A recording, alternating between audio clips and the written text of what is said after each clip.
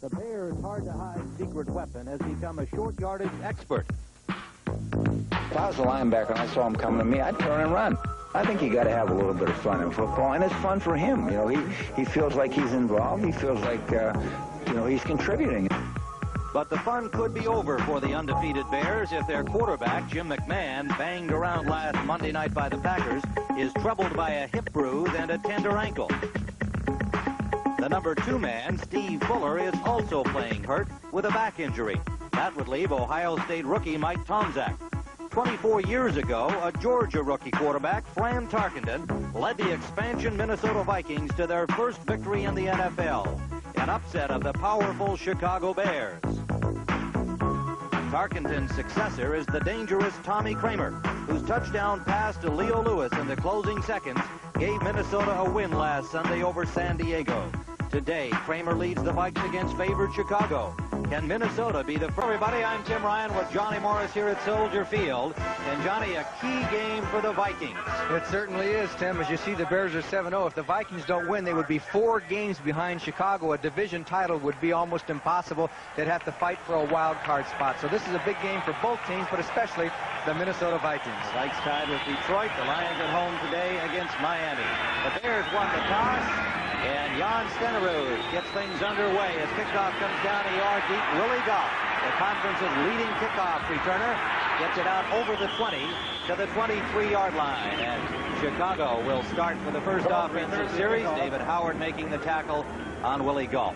Jim McMahon, playing hurt, comes out at quarterback. Walter Payton, Matt Suhey, the running backs. Dennis McKinnon and Willie Gault are the wide receivers. Covert, Bortz, Hilgenberg, Tom Thayer, Keith Van Horn, and Emery Moorhead is the tight end. The offensive line for the Chicago Bears. Undefeated in 7 consecutive games. The only other team in the league with that record, the Los Angeles Rams. Most of you will see them later today against the 49ers here on CBS. First down from the 22-yard line of Chicago. McMahon, with what can only be described as a bruised butt that has been bothering him, will throw on first down, and he flares it out to Payton. Payton takes it up to the 25-yard line, a gain of about 3 yards. Good defensive reaction by the veteran Fred McNeil, playing for the injured Chris Martin. And defensively for the Vikings in their 4-man front, Elshire, Martin, Mullaney, and Keith Millard. The linebackers, the rookie Dolman on the left side, Studwell, the veteran, in the middle, Chris Martin, the injured Chris Martin, unable to go today with a knee injury, and McNeil will be there. In the secondary, Rufus Bess and Willie Teal on the corners, Browner and Nord are the safeties. So it is second down and 7. Chicago at their own 25, opening offensive series. Early movement by the Vikings. McMahon gets it out to Moorhead. Moorhead breaks a tackle and takes it to the 40-yard line. Met there by a pair of Vikings. Carl Lee, number 39, making the initial contact, and the offside signal is against Minnesota. A 16-yard gain. The Bears will refuse the penalty. Number 79 declined. First down. Number 79 is Doug Martin, the left tackle. The Bears were quick to take advantage of that situation. They knew they had a free play, so McMahon just stuck in there, got it to Moorhead, broke a tackle by Dennis Johnson. So the Bears quickly on the move. The Vikings move to a 3-man front now with Tim Newton, number 96, the rookie from Florida, on the nose. Martin and Mullaney become the defensive ends. Dennis Johnson comes in at linebacker. They give us to Suhey. Suhey trying to get wide. Pursuit by Studwell, and good coverage again on the wide running play by the Vikings. It was McNeil who got him, and it was Studwell who forced him to run a little deeper than he wanted to. They may have gained a yard on the play. That was a heck of a play by both the linebackers, as you're going to see Studwell and McNeil, 54. They don't go with the action of Payton the other way. They hand off on the counter to Matt Suhey. And look at the pursuit by the inside and the outside linebackers, Studwell and McNeil. Great play by the Minnesota Vikings, because Payton can be a great decoy. They didn't go for it that time. 5 defensive backs in on 2nd and 9 from the Bears' 42.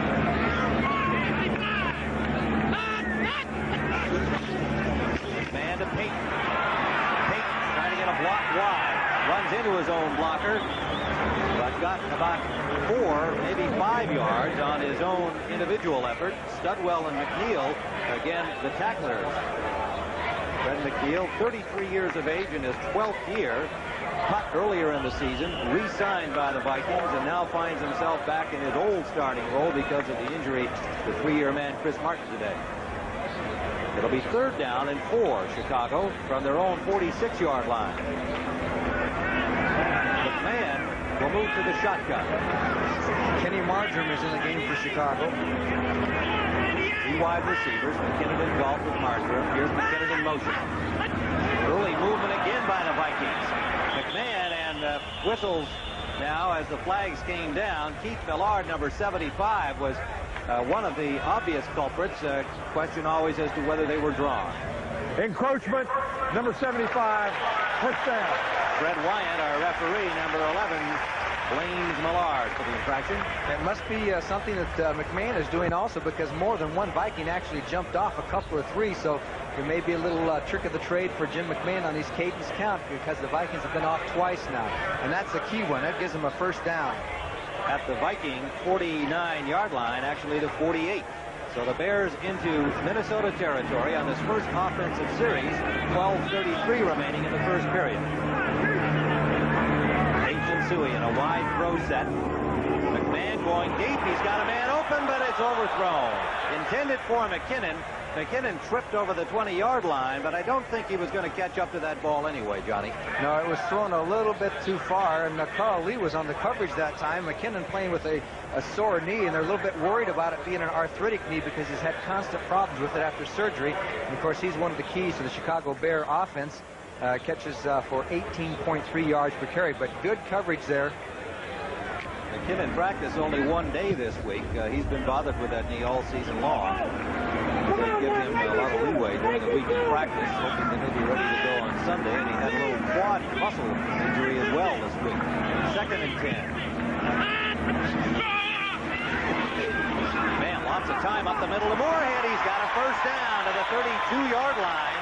And it is Joey Browner with a good tough tackle on him, but a Bear first down. The Vikings came up with a loose ball and claimed that there was a fumble, but the play had been whistled dead. Another 16-yard gain for Moorhead. Yes, and that had to be a perfect pass because Moorhead was well covered. Now, if you can see off the play action, and the Vikings put the blitz on, Studwell is stopped there on a good block. As you can watch the tight coverage, Nord was right there, and Moorhead went up and made the grab. Very perfect play by the Chicago Bears, and it had to be perfect because it was well covered. The ball at the 33-yard line of Minnesota. First down. No score in the game. Opening offensive drive of the Chicago Bears. Blitz. For McKinnon. Touchdown.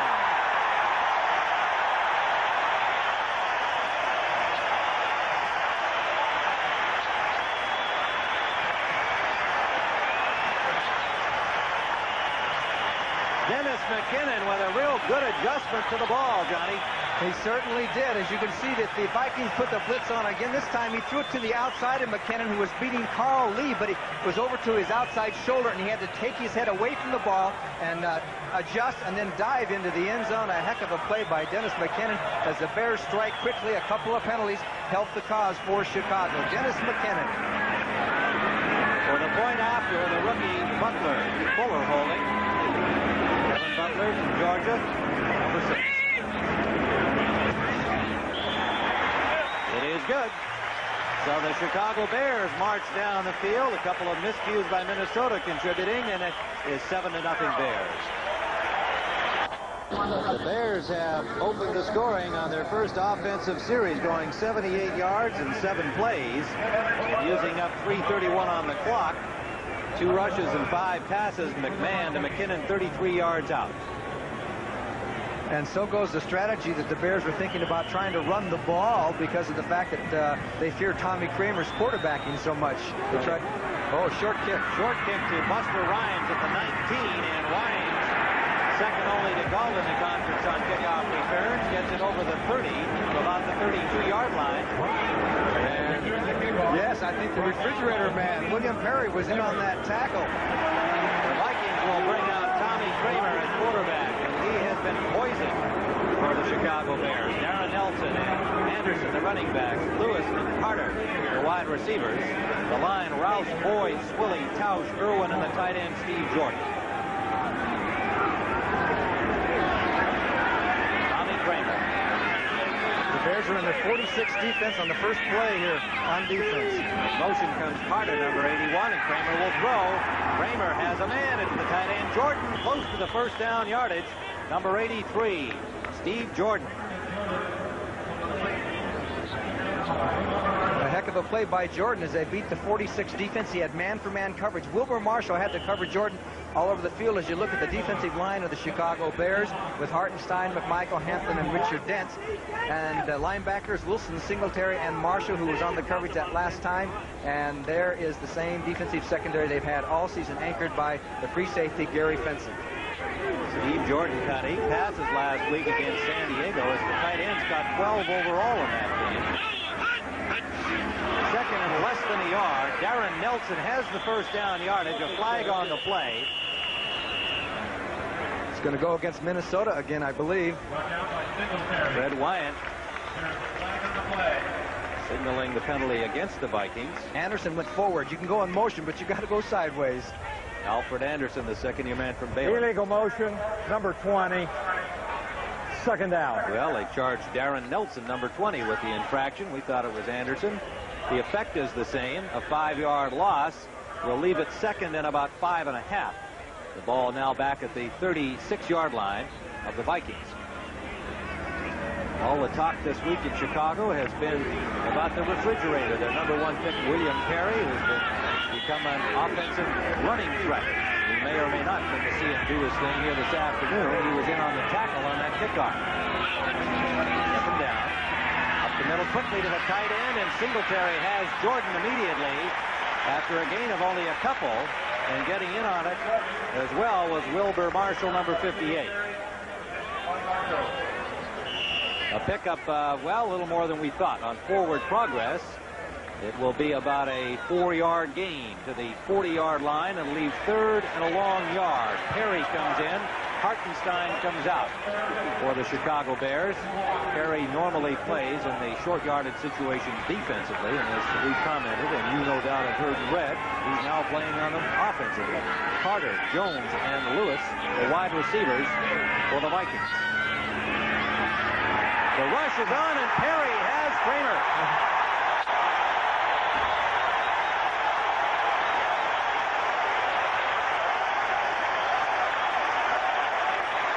William Perry, who has hit the national scene like a rocket, a skyrocket. That time he's playing on defense now. He just busts himself through and goes right by. That was Swilly, I believe, and just comes in for the sack as Kramer had no time to even get a short pass off.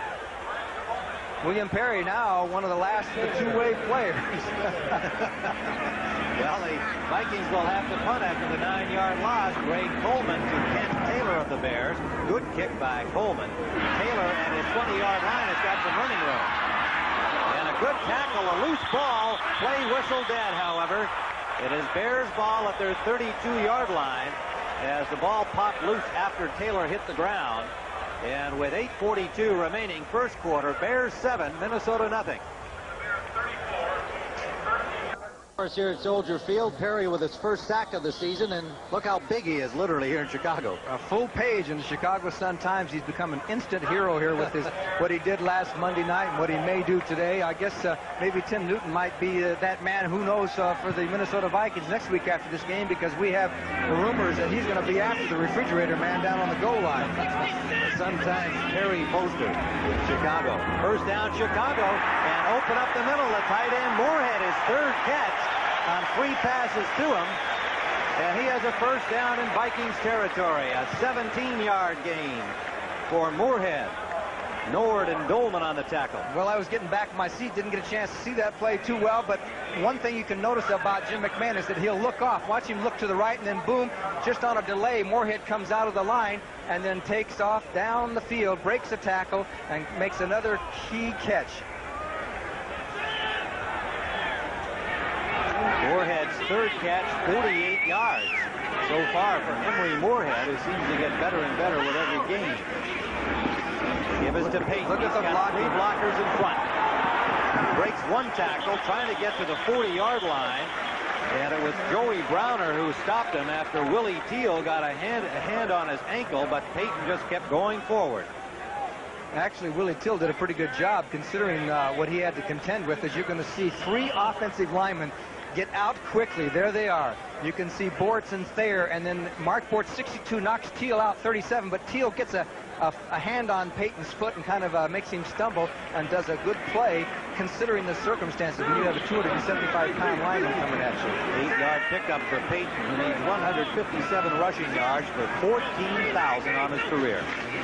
Payton again has the first down, made a nifty move to break the first tackle, ran through a pair of linebackers, Studwell, and the defensive end Doug Martin pulled him down. But it's a first down Chicago as they get a first down on the ground this time to the Minnesota 32. And Walter Payton has always had his best days against the Minnesota Vikings. He has more yards against them than any other team, including one year, remember, he rushed for 275 yards in one game, almost 2,000 yards against the Vikings. And Bud Grant says he's still the heart of the Chicago Bears. That's what he told us yesterday. Payton has the Vikings number. Kramer has had the Bears number, but so far he hasn't had the opportunity early in this game. Lots of time for McMahon, but good coverage downfield, and he had to throw to the release man, Suey. An excellent response by Willie Teal and Studwell as they had Suey hit as soon as he caught the ball. There will be little, if any, gain on the play. Excellent defense as McMahon had time to look downfield, but the coverage was there deep by the Vikings secondary. They'll give Suey just a yard. He probably wears the biggest face mask that you'll ever see on a quarterback. He has a huge bird cage there. Wants to protect those pearly teeth, he says. Doesn't want to get him knocked out, and I don't blame him. Chicago with 106 yards of offense with 5:50 remaining in the first quarter. Minnesota has only 5 yards. The Bears have had the football. Suey gets away from Best, but Best did a good job turning him into the traffic. Suey pulled down by Doug Martin and Willie Teal after a gain of maybe 5 yards. It'll leave third and a long 3. Well, a little more than that. Okay, you're going to see, here's Rufus Best, number 21, coming up here in on the tackle, and he just crosses over too far, and Suey cut back, and there was a great block by Payton on that play on Mulaney, of all people. Backs don't usually like to block those defensive ends. Third down and 5. Chicago at the Viking 27-yard line. In the shotgun, McMahon with 3 wide receivers. Ball's in motion, reverses his field. Inside handoff, Payton, big hole. First down, Chicago to the 21-yard line. Studwell, the team leading tackler on the Vikings, with Neil Elshire putting the stop on Payton, but not before Chicago's first down. They're getting huge chunks of yardage as it's just an inside handoff. Bortz comes across on a great trap block. Had it not been for Studwell, who filled the hole quickly there, Payton could have gone for a big yardage as Bears moving the ball at will here early in the game. There, as I was mentioning, his 275 yards against the Minnesota Vikings. Vikings stay with their 3-man front. Newton on the nose, Martin and Mulaney the tackles, 4 linebackers, and McMahon didn't like something he saw on first down at the 22, and the Bears will take a timeout. So we have 4:12 remaining first quarter at Soldier Field. Chicago 7, Minnesota nothing.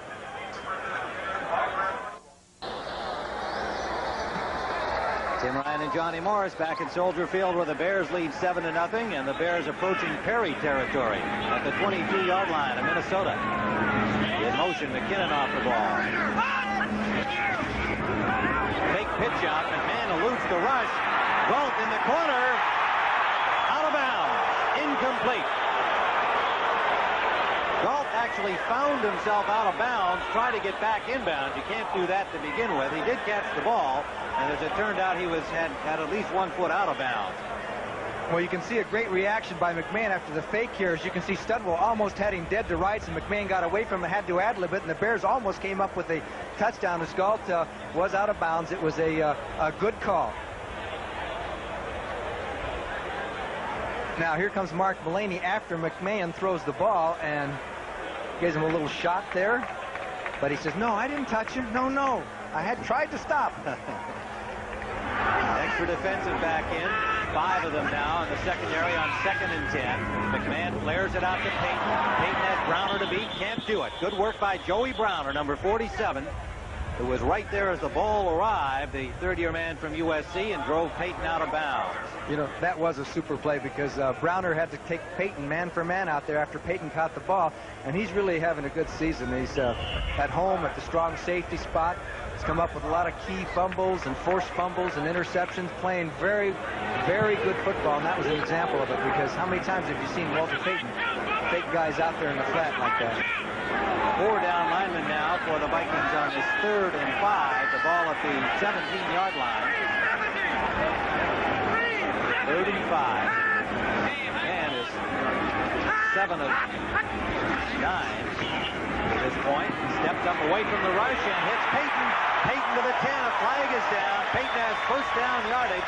Studwell made the tackle, and the flag is going to be against Chicago. Interference, offensive interference is the preliminary signal. We'll hear it from Fred Wyatt momentarily. Now they might have called that on, I'm going to take a guess here, they might have called that on Peyton. I'm not sure because the flag was real late and he had come over the middle. Pass interference, number 34, 3rd down. You got it, Johnny. Yes, I think he pushed off, and that's one of those situations where a defender confronts the offensive receiver, and it's the referee's judgment as to who pushed off or who was doing something illegal. And Peyton got a little push off and got a couple steps there on Studwell, but that's a big job for Studwell anyway, under any circumstances, to try and cover Peyton. 3:53 to go in this first period, with the Bears backed up now to the Vikings 28-yard line. It'll be 3rd and 15. This is a big series for the Vikings' defensive confidence to stop the Bears here. Brad Anderson goes wide right, number 86. Kenny Marjoram wide left. 2 new wide receivers in the game on this passing situation. And in the shotgun. Galt was in the backfield. Galt. And again, good defensive reaction. And it was Rufus Best, number 21, who made the tackle. After a gain of maybe 5 yards by Galt, who was lined up in the backfield with Peyton.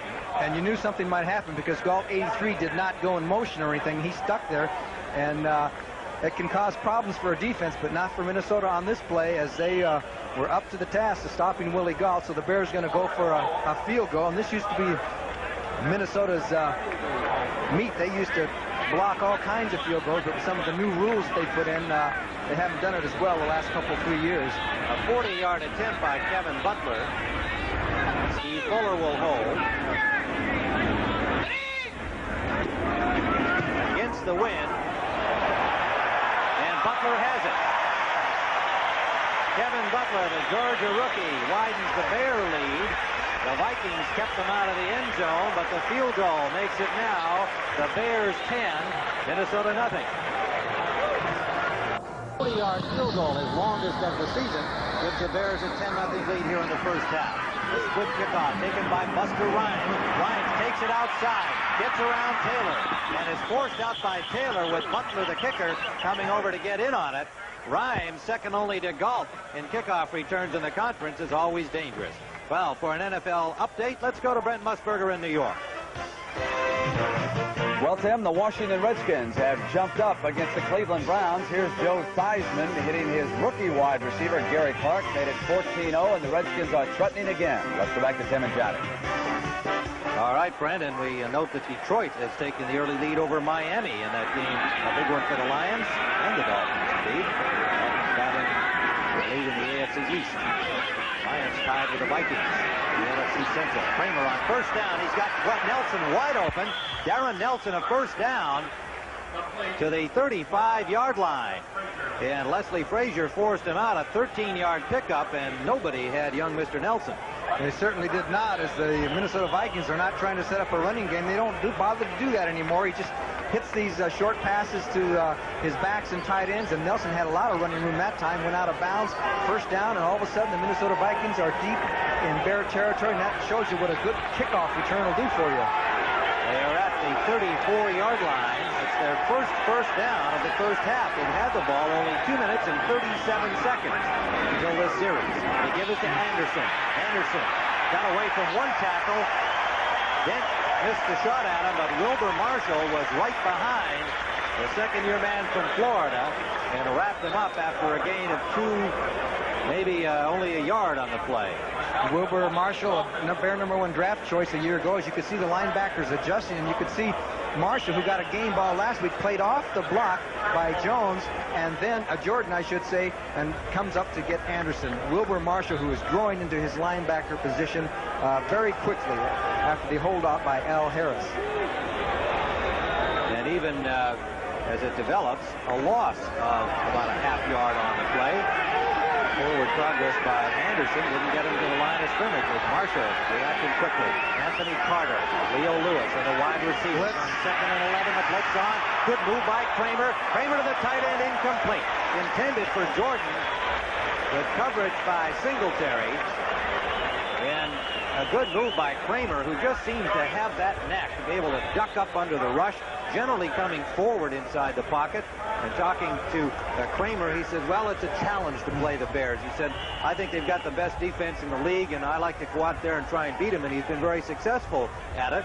Contrarily, the Bears defensive coordinator, Buddy Ryan, and all of the Bears players have enormous respect for Kramer.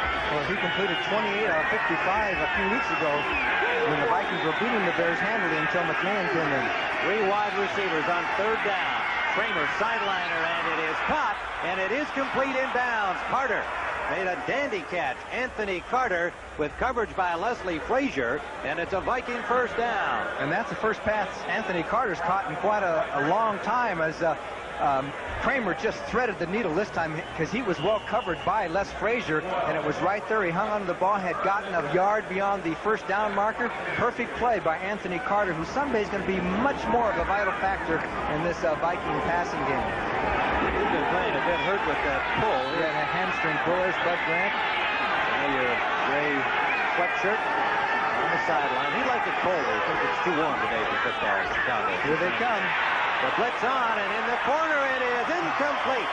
Intended for Carter again, just overthrown. He had a step on Frazier. And Wilson led the charge on the blitz, number 55 for the Bears. And Kramer did the right thing. The Bears came with the all-out blitz. You send your wide receivers up and try and beat the corners man for man. Look at 55, Otis Wilson really decked Kramer after he got rid of the ball. And that's the way you got to try and beat the Bear defense, because they throw everybody at you, and you got linebackers covering tight ends by themselves and one-on-one on the outside many times. 2 tight ends are in. Steve Gordon joined by Mike Belarkey, number 86. 2nd down, 10 yards to go. Minnesota trailing 10-0. Here they come again. First period. The corner pass for Leo Lewis, well overthrown. Kramer simply had to let that go far too early. While he saw the blitz coming, it was coming in hard by Marshall, and he just didn't make a good pass on that one because he had to throw it too soon. It'll leave a 3rd and 10. And Ken Taylor was out there on the corner for the Bears on that particular play. In comes Darren Nelson. Out goes Anderson offensively for the Vikings. Big play for them here in terms of the early portion of this game. A 10-0 Bear lead. 29 seconds remaining first period. The first opportunity the Vikings have had to do anything offensively in the game. 3 wide receivers. Leo Lewis, last week's hero, in motion. The pass up the middle is complete. What a pass by Kramer to Anthony Carter. Made a good catch. A flag down on the play. He got to the 15-yard line, short of the first down, but a flag on the play. And we look at the Bears bring everybody but the kitchen sink here. 50 Singletary's coming up the slot. So is Wilbur Marshall. Kramer does a great job of getting the ball off and a good catch, but it's all for naught as the Vikings holding number 68. 3rd down. Freddie Wyatt calls Curtis Rouse, the left tackle, one of the 2 300-pounders on this Viking roster. And he's called for the hold. And there's a discussion with the Bears here. Bensick and Singletary talking it over. Holding number 68. 3rd down. With Fred Wyatt, the referee. So it'll be 3rd down. The ball will be spotted at the 33-yard line. 3rd down over again. Vikings, who, as we said, coming into this offensive series, have had the ball for only 2:37 of this first period. Are going backwards now, having gotten deep into Bear territory at the 22. And time winds down to end the first period here at Soldier Field with the score: the Chicago Bears 10, the Minnesota Vikings nothing. Ryan and Johnny Morris back at Soldier Field, where the Bears have a 10-0 lead. And the Vikings have the football in Bear territory, but a long third down at the 33-yard line of Chicago. Elsewhere, the Redskins leading Cleveland 14-0 in the first quarter. St. Louis ahead of Houston 7-0 in the first period. And look at this, Detroit, the Lions have a 10-0 lead over Miami. That's a first quarter game. And Green Bay losing to Indianapolis 14-0 first quarter. And let's see what the Bears do with Tommy Kramer this time. Will they try him? They blitzed him about 5 times in a row. He's back out of the shotgun. Let's see. Ken Taylor working on the corner. Yes. Richardson injured. They're going that way, but it's going to be Jones, the intended receiver. And the ball came up short. Flags are down. Sean Gale had the coverage. And it may be an interference penalty against Chicago. The ball was underthrown into the wind. It didn't look like he was going to catch the ball, but I believe Gale got his hands over his face there and kind of obstructed him. He would not have caught the ball, so it's a bad penalty for him to take. Pass interference, number 23, first down. It cost the Bears 27 yards and a scoring opportunity now for the Vikes. The Bears had safety blitzes on Kramer. He threw the ball up. There's 23 covering on Jones, 89. The ball was short, and he put his hand right across his face and he knew he had done it. He knew he had done it. Good call. First down at the 11-yard line of the 6-yard line of the Chicago Bears. First and goal. This is Nelson. Nelson gets close to the 1-yard line. Good blocking out the right side by Swilly, Tausch, and Irwin. The right side of the Vikings offensive line. And Nelson, not a big guy, but quick and likes to run inside at 5'9", 180. Just hid himself among the big guys. And the refrigerator is coming in, not on offense, but on defense this time, along with Tyrone Keys, number 98. Bears goal line defense gets ready here on second and goal from the 1-yard line. 10-0 Bear lead. Vikings on the doorstep. 2 tight ends are in. Jordan and Malaki. Anderson and Nelson, the running backs. Kramer side left. Darren Nelson, and touchdown. Nelson was hit behind the line, but squirted in with his forward progress. And the Vikings have put 6 points up on the scoreboard as we have just begun the second quarter.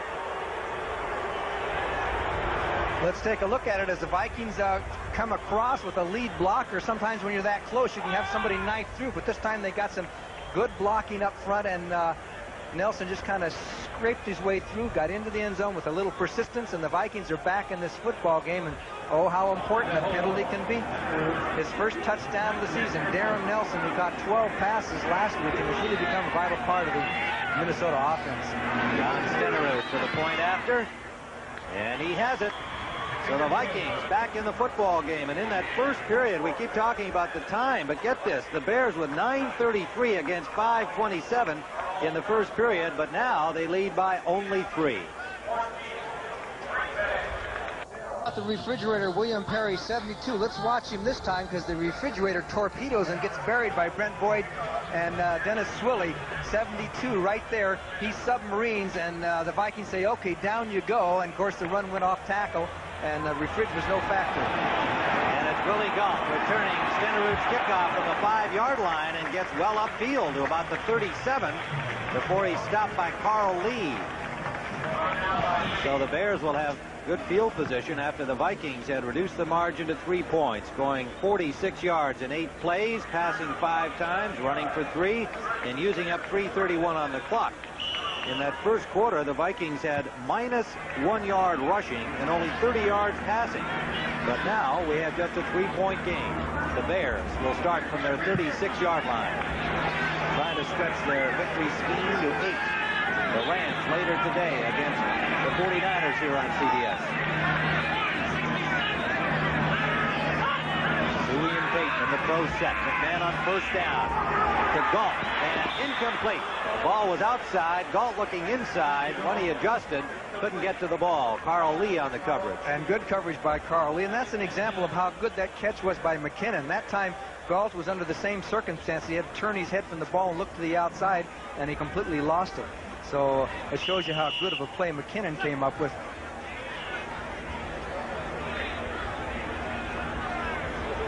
So it'll be 2nd and 10 from the 36-yard line, pardon me, of the Chicago Bears.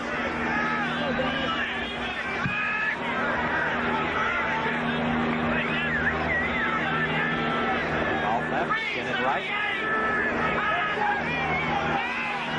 Takes the draw play. McMahon steps up and flips it off to Suey. Suey has the first down to the 49-yard line of Chicago. And Carl Lee made the tackle, number 39. Lee in Bess's spot on the left corner for the Vikings, and he does alternate there somewhat with Bess. And the icebox was after him, too. Tim Newton, as you see, McMahon goes forward in the pocket. He was looking downfield for McKinnon. Then he's so good at spotting his secondary receivers. And you look at 96. Here comes the icebox after Matt Suey, and he just kind of more or less missed him. But if he had got him, it would have been a pretty good blow, right? The icebox is a svelte 290, down from 300 plus. So we've seen 98. That's all. Did he? Well, he's back up again. A couple of cheeseburgers. His assistant coach, Johnny Michaels, gave him that nickname after the refrigerator was getting his early season publicity as the #1 pick of the Bears. Here's Payton. Payton picks up about 5 out the right side, driven out by Joey Browner, number 47 of the Vikings. Well, I hope we can see that play again, because you can see what a great runner Walter Payton is at the time, because Dennis Johnson came across the line of scrimmage. He's 52. It was supposed to be a trap block. Watch 52. Comes across there and jams up the trap, and Payton played off it and went outside of Dennis Johnson and ad-libbed his way for some yardage. But it was Dennis Johnson with a heck of a play, but Payton still was able to get some yardage out of it. Vikings still in the 3-4 defense. They'll rotate between the 4-man fronts and the 3-man fronts. Walter Payton on first down has been dynamite for the Bears this season. Second blitz, a long 4. McMahon reads blitz. The pass from McKinnon, overthrown, incomplete. Good rush by the Vikings. Teal had the coverage deep. Studwell was among those leading the charge. And it'll leave a 3rd down. Anderson and Marjoram come in offensively for the Bears, 86 and 82. The tight end Moorhead and the fullback Suey come out. Mike Ditka with the clipboard and the sunglasses on this beautiful day in Chicago. Temperatures in the 50s. 4-2 against the Vikings since becoming head coach of Chicago. And he has won 13 of his last 14 NFC Central Division games. Now that's some kind of record. 4-man front now on 3rd down. Millard and Elshire in for the Vikings out of the shotgun. Here comes the pressure. McMahon steps up. The pass for Galt, and a real end-over-end pass from McMahon. Galt had no chance to catch it, and he was wide open. And McMahon really unhappy with himself on that one. What had happened was Carl Lee was on the coverage, and when Galt ran his pattern to the sideline, Lee slipped, and then Galt ad-libbed his pattern up the field because McMahon was kind of scrambling around and couldn't quite get the pass there. That pass looked as bad as that haircut. Yeah, that's... Well, he said he hasn't had to get a haircut for 6 months since he got a cut in training camp. It is 4th down. Darren Nelson is waiting for it at the 15-yard line.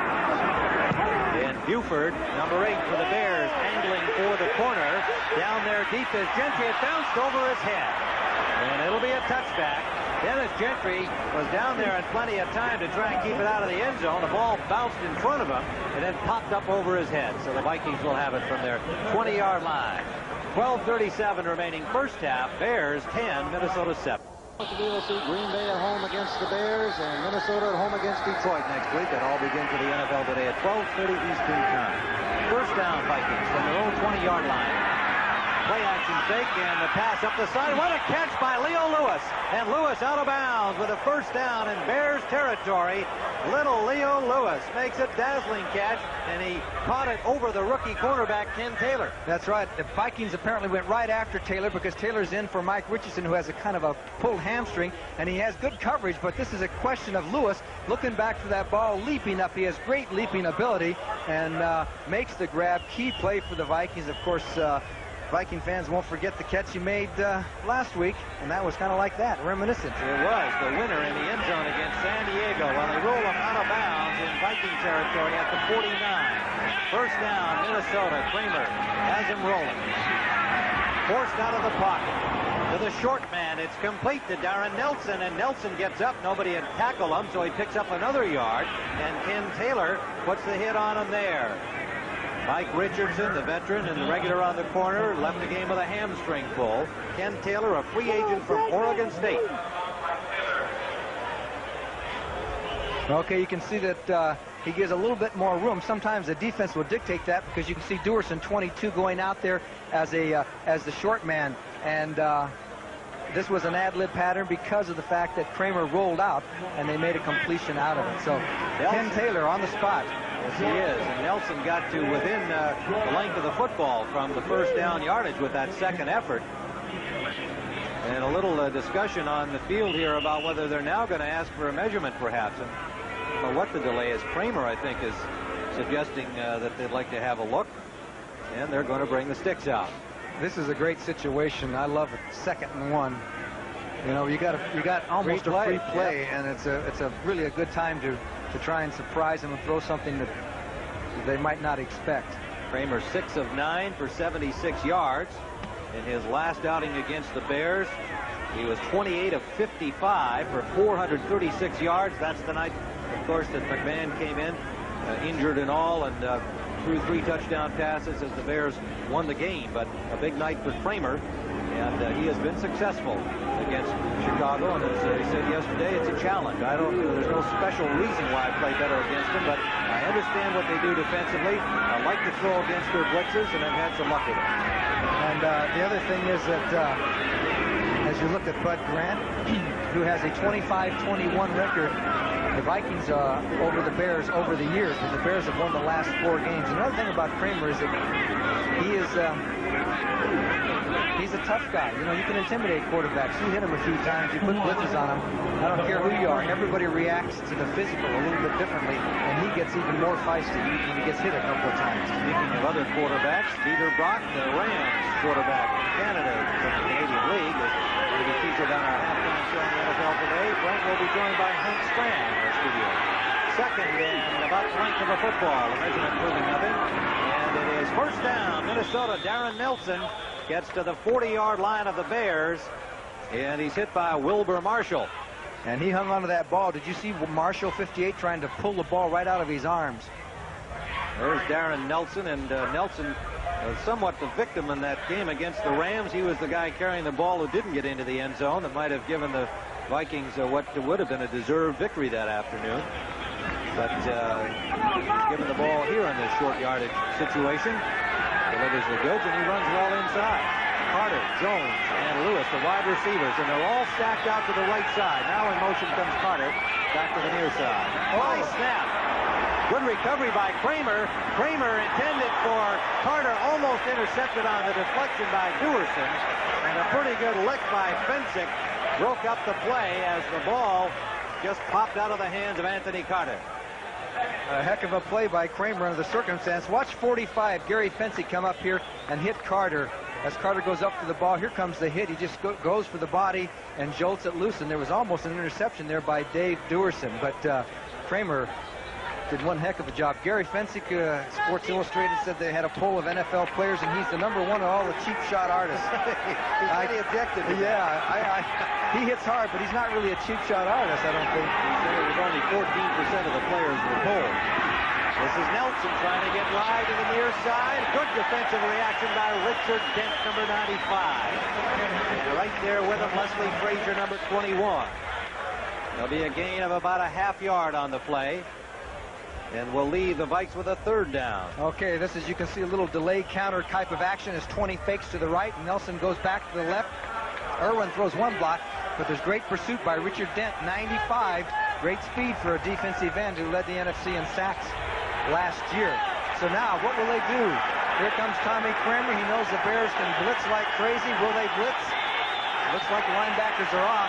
Tyrone Keys in at left defensive end. 3rd down. No blitz. 9.5. Another high snap. He gets lots of time. And his pass is overthrown. And Lewis tried to bring it down. Again, the ball tipped the Bears with somewhat of a chance for an intercept. Leo Lewis just couldn't climb high enough at 5'11" to haul in that one. So it is 4th down. Minnesota, and Greg Coleman comes onto the field. The Vikings defense, the Bears defense, holds the Viking offense here on this drive with 10:06 remaining in the first half. The one thing that Coleman has not done well this year so far is kick that many inside the 20 out of bounds. He's been working on that. He only has 4 inside the 20. And Taylor waiting for it at the Bears' 10-yard line. Coleman angles to the far corner. Bearcats signaled by Taylor. The ball bounces down. Will be downed at the 2-yard line by Joey Browner. And so Coleman delivers the goods perfectly. 38-yard punt drops at the 2-yard line of the Chicago Bears. And the Bears 2 by Joey Browner. And our opportunity to remind you about our special next Saturday on CBS Sports.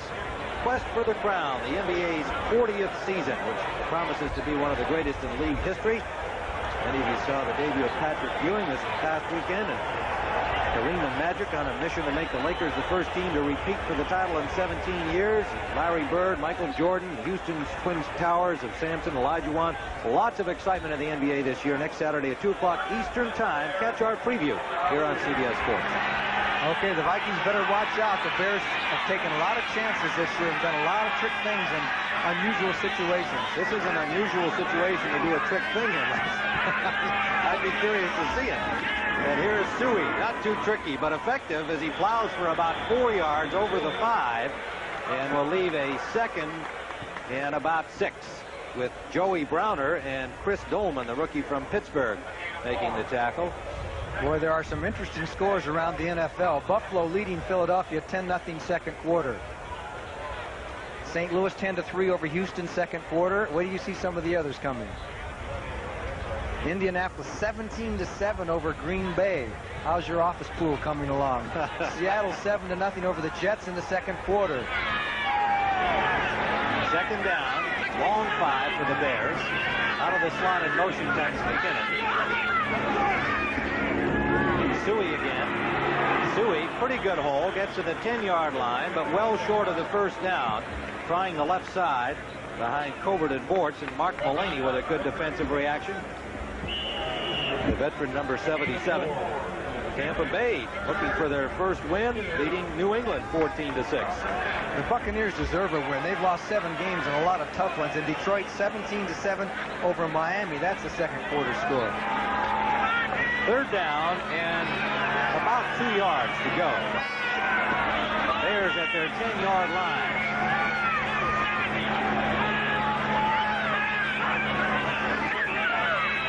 Payton has the first down over the 20 to the 22-yard line. Interesting little formation that time with Suey set up a little bit ahead of Payton, and he makes a good block.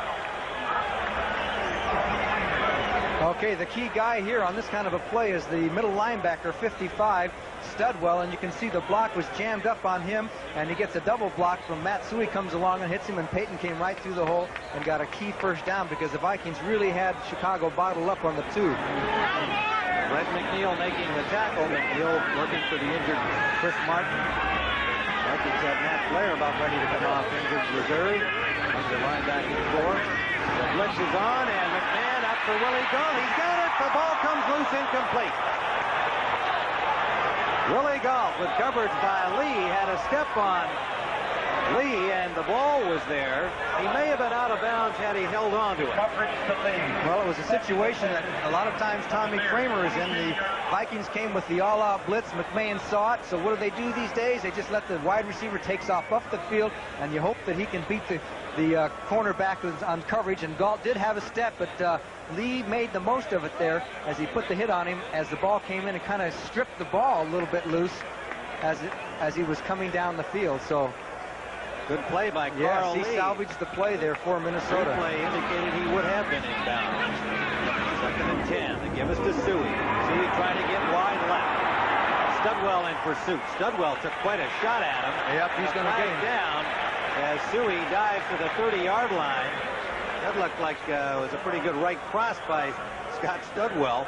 But it looked like he actually missed. It looked like he was trying to hit him in the head, and he may have just skinned the top of his head, yet he's going to get a penalty out of it. So I think he got him more for intent than the infraction. I'm not sure. Maybe we'll get another look at it. But anyway, it's going to be a key penalty because it's going to give a first down to Chicago. Personal foul, number 55, first down. Studwell, he plays this game with a lot of intensity, and he might have been a little too intense on this play. And he says, I never touched him. You can hear him say that all the way up here. Okay, he plays off the block there by Jimbo Covert. Now, the Vikings had this play stopped. Now, here, watch his right arm. See, he took a shot at him with his right hand there. It looks like he missed him. I think Suey dove under it. Yeah, I think he dove under it, so he was, it was intent to harm, I guess. Yeah. There wasn't much doubt about him taking a swat at him, but it is a penalty against the Vikings. Studwell told us yesterday there's no love lost between these two teams. He wasn't giving any on that play. First down. Bears at their own 44-yard line. Play action. McMahon gets time, and the pass intended for Marjoram incomplete. Good coverage downfield by Willie Teal, who was with Marjoram step for step. And no opportunity to get turned around and get at that ball that was thrown a little long. So it is 2nd and 10. You know, the Vikings are putting pretty good pressure on McMahon. He hasn't had all that much pressure this year. The Bear offensive line has done well. I know they've added some blitzes, but McMahon's having to move around quite a bit in that pocket and throw hurriedly. Now, he's been effective on first down passes throughout the season, and when Peyton has been given the ball to run, he's been doing it. They've averaged 6 yards a play on first down. Big part of their success. That's a key statistic. 6 yards a pop on the first is very impressive. 7:25 to go first half. This is Suey. Suey on the draw, and it's very well read by the Vikings. And it was Elshire. Check it. It was Doug Martin, number 79, the 6-year man from Washington, who made the ankle tackle. And it'll be 3rd down and 9. As the Vikings bring in another defensive back, they use a lot of nickel, 6 defensive backs sometimes. Isaac Holt among the backs in on this play. The rookie from Alcorn State, their number 2 choice. Turner's in. Turner's got 4 interceptions. A former Viking traded to San Diego, cut by them and re-signed, and he's been having a good season for them. Big play. 3rd and 9. Ball in motion. For McKinnon. Overthrown. Diving try by Dennis McKinnon, but no real chance to catch that football. Browner and Turner had the coverage deep on McKinnon. And so it is 4th down, and the Vikings defense, which has been a very steady, if unspectacular, force for the Vikings in their first 7 games. The defense has been doing a very steady job, and they do it again on that series. 6:37 to play first half. They are 9th on total defense, which, when you think about last year, of course, they had a lot of injuries, but what a vast improvement for a lot of reasons, Bud Grant being one of them. Look at that one. Buford's angled punt through the end zone for a touchback, but a dandy punt by Buford. 55 yards for Maury Buford with the win. 6:29 to go first half. Bears by 3. He's now throwing with the wind. It's not always an advantage, is it? Depends really on how the wind's blowing. That's right. We got a fairly strong wind in one direction. It doesn't usually blow both ways, does it? No, not as far as I know. Except at Shea Stadium in New York, it does. I'm still waiting for the ice box and the refrigerator man to collide. Everybody in this stadium is waiting for that, too, although the Vikings coaching staff hasn't acknowledged that the Iceman is the man designated to take on the refrigerator, but we're told the two tons of fun might meet each other if they get That's right. We have some secret scouts. That's right. All right, let's see what happens. Here at the 20-yard line, the Vikings will start. First down, 6:29 remaining in the first half. 46 defense for the Bears. Kramer throwing into the wind on first down, and that's incomplete. Might have been intended for Jones. The ball bounced in front of Anthony Carter, but it was much closer to Jones. There was obviously a miscue between passer and receiver there. We keep mentioning 46 defense. Of course, it's named after former Bear player Doug Plank, and the Vikings even use a version of the 46 defense, and so do some other teams, so that because it's been so successful for the Bears. And basically, you move another linebacker over on the other side of the line, you shift your line over, and linebackers cover tight ends man for man, and you can do all kinds of things out of it. Second and 10, Vikings from their own 20. They trail by 3. Play action. Lots of time for Kramer. Now running out of it. Gets the pass up, complete to Lewis. What a catch by Leo Lewis. And what a pass by Kramer, throwing out to his left side. A 14-yard gain and a first down. Now here's what happens if you don't blitz him and you just put a straight 4-man rush. Now they got some pressure on him, but there aren't very many people around here. So then Kramer gets out of it, throws on the run, and look at this pass, considering the situation he was in, and a good grab by Leo Lewis, and Kramer can kill you that way. So what will the Bears do the next time? Let's see what they do. It's interesting. It's like a game of chess. Tommy Kramer watching those Bear linebackers and defensive linemen and trying to adjust. Goes down from their 34-yard line. Anderson, the running back, in motion. They go out to him. He's hit immediately by Wilson, but a gain of about 5 yards. And Bud Grant told us yesterday that's the kind of pass they like to throw to their backs, to get them downfield, not to throw the swings to the backs behind the line of scrimmage and make them cover more real estate. He likes to have them get down 4 or 5 yards, and that was perfectly executed there. 2nd and 5. Big Alfred Anderson. And Bud Grant, who's a guy who has really just kind of forgotten about the whole thing about establishing the run. His whole philosophy is just get the ball quickly to somebody, and he said that's better than a run block because there's so many things have to go successful to make the run go. If you can get a guy with the ball in the flat or a couple yards downfield, that's just as good. 2nd and 5. Straight drop by Kramer. Sideliner is picked off by Dave Dewerson. Dewerson intercepts, and there's a little punch-up back at the line of scrimmage. Dennis Swilly and one of the Bear players, Wilbur Marshall, but meanwhile Dewerson has the first intercept of the game. I'm not sure whether he overthrew number 20, Darren Nelson, or whether it was just short to Leo Lewis, but anyway, Dave Dewerson was right in the middle of it, number 22. Dewerson's 3rd interception of the season. Gets a kind word from Buddy Ryan on the sidelines and his teammates. Dewerson, like Wilbur Marshall, having to kind of prove himself to the fans because he is the replacement for holdout Todd Bell, as Marshall is for Al Harris. And they have so far shown that they are up to the task of filling those Pro Bowl shoes. First down Bears at their own 49-yard line. They give this to Peyton. Peyton out the right side. And oh, what a good play. And it's Chris Dolman, the rookie from Pittsburgh, who fought off the blocks and made the tackle, and Peyton getting up slowly after they hit by Dolman. I think somebody else fell on top of him, and he's favoring his left knee at the moment. 7 carries, 44 yards for Walter Payton so far, and a 1-yard gain. And a man who just broke the Bears scoring record. He has 630 career points. Now let's watch Dolman. He's number 56. Bortz tries to throw the block on him. He goes over the block and then makes the ankle tackle and brings down Walter Payton. And it's hard to tell where he got hurt. 2nd and 9. Chicago play action. McMahon screen pass Payton. Payton gets one block, but again, good defensive reaction. Joey Browner coming up.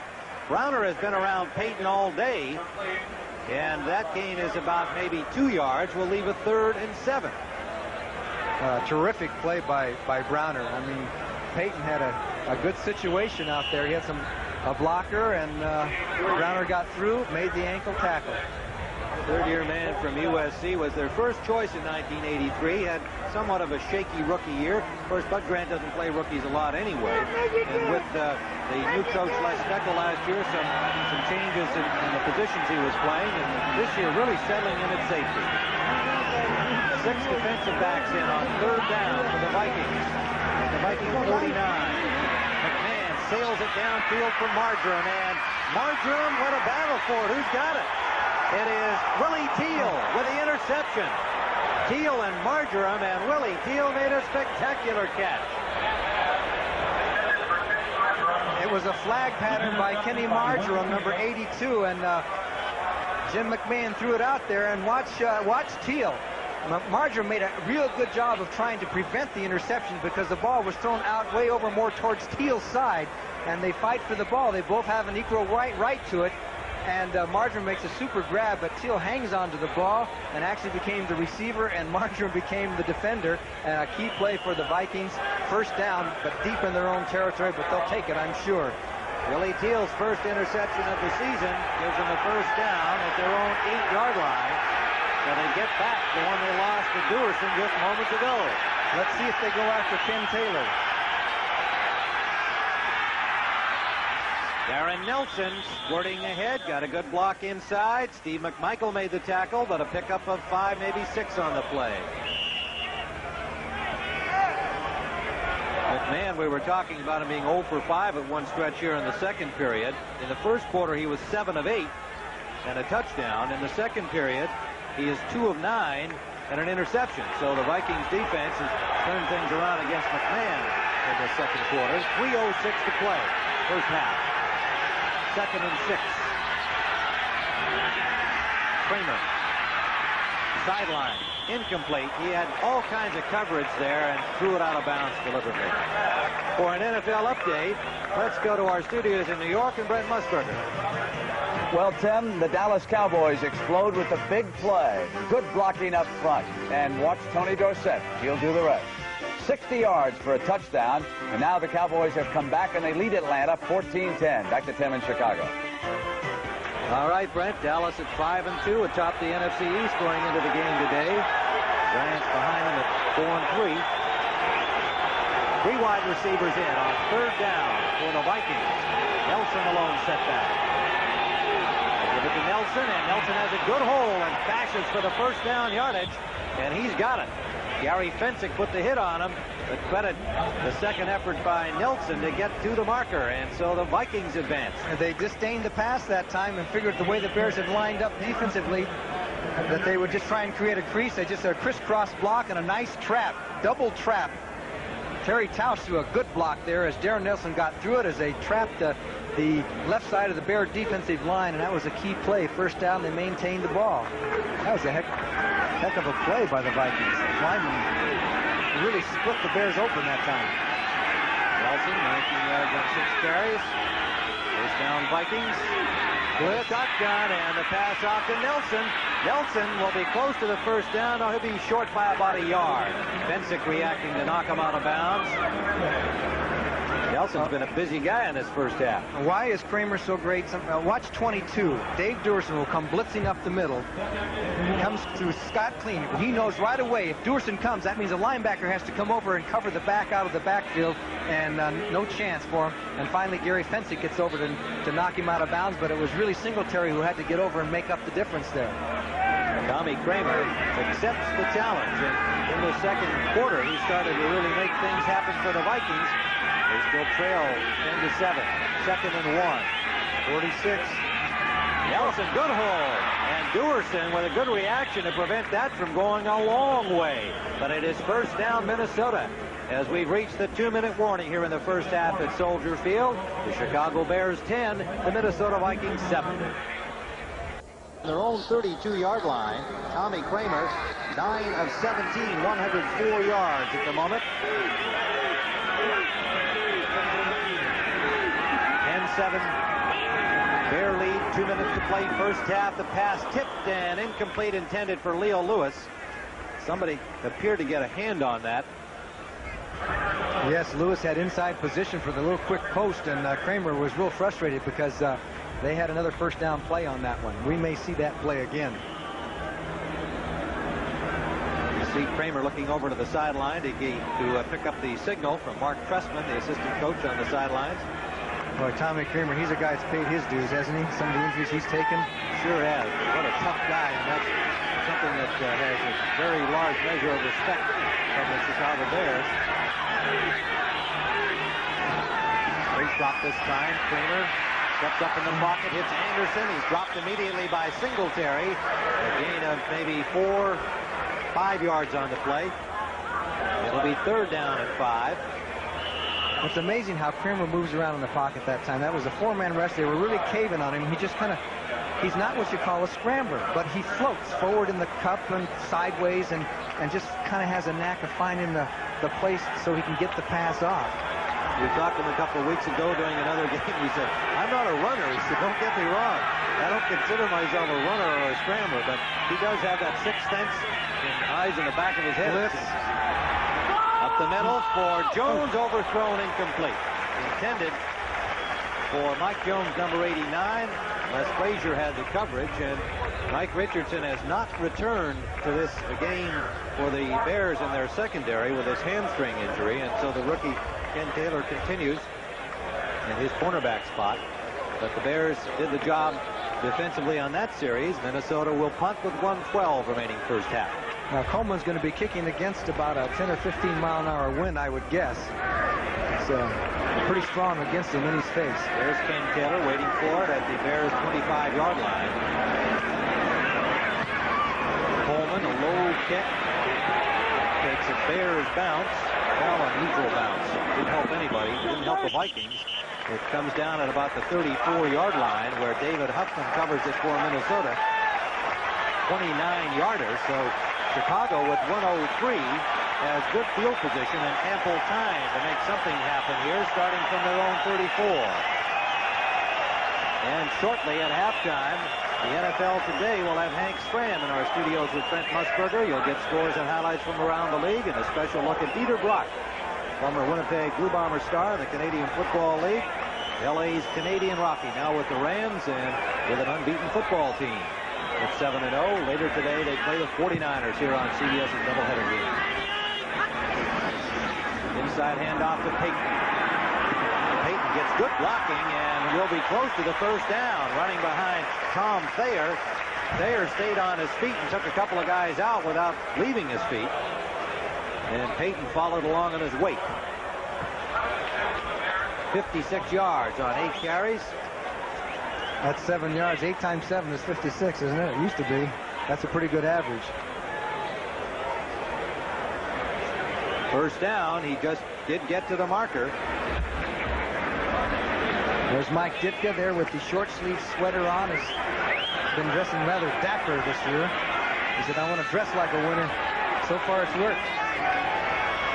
All at the 46-yard line out of the shotgun. Short pass, Green, Suey. Suey gets a block from Hilgenberg and is close to the first down. It'll be a gain of about 9 to the 45-yard line of Minnesota. Out of bounds with 49 seconds to play first half. They won't show up in the box score, but Joey Browner came up with another super play. He had to fend his way through a couple of offensive linemen there just to make that tackle. Second and about a half yard. Browner has been a force in this entire first half. He's been a very significant figure. And in many cases, it's looked to me as though they've had him keeping a close eye on Payton because he's made a number of good plays on Walter Payton.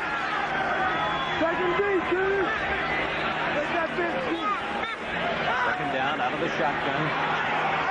Quick pass out to Moorhead. Moorhead has the first down, stops the clock at the 40-yard line. 46 seconds remaining. John Turner forced him out, number 27. Now as they gradually get in the field goal position, remember that 15-mile-an-hour wind I mentioned would now be at the Bears' back, so they could attempt a fairly long field goal. They're now at the 40-yard line. Yeah, the score handed us to us. Detroit leading Miami 24-14. And there's how the Bears have been moving their pass attack around. 4 to the tight ends, 9 to the wide receivers, and 5 to the running backs.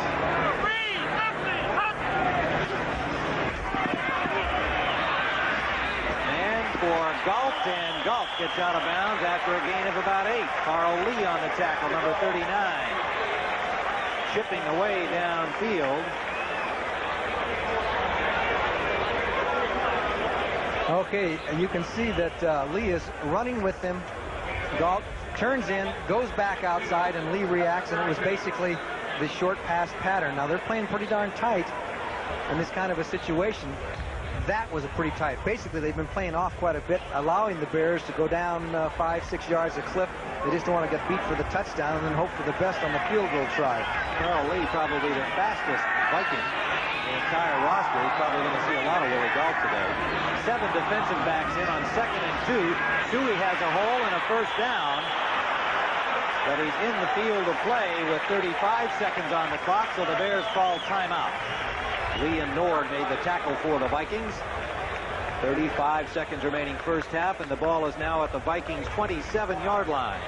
And Jim McMahon will go to the sidelines to talk things over with Mike Ditka. So far, we've seen not much sign of his injury. He's got a bad, his fanny's a little sore, and he's got a sore ankle. He said his fanny was a lot sore when I talked to him at practice. I guess it's like a deep bruise. And I said, well, you know, does it hurt mainly when you get knocked back on it? And he said, actually, it's when I pull out from center and I make that little turning step for a handoff or the setup in the pocket. He said, I can really feel the pain deep. And so that's what was his primary concern. He seemed to write off the ankle. He said that didn't really, it was not that big a deal, although it was very sore on Monday night. Now, I think they may have sent him 2 plays with McMahon. Of course, he has audible capabilities and has done so much on his own out on the field of calling audibles. And as Mike Ditka said, he's making me look like a great coach with some of these checkoffs at the line of scrimmage. Now, on the Vikings side of the field, they see there's 35 seconds. The Bears have, what, 1 timeout left? 1 timeout remaining. 35 seconds on the clock. See, Kevin Butler is not resting down there. He's stretching those legs out. He might wind up being in a field goal kicking situation shortly.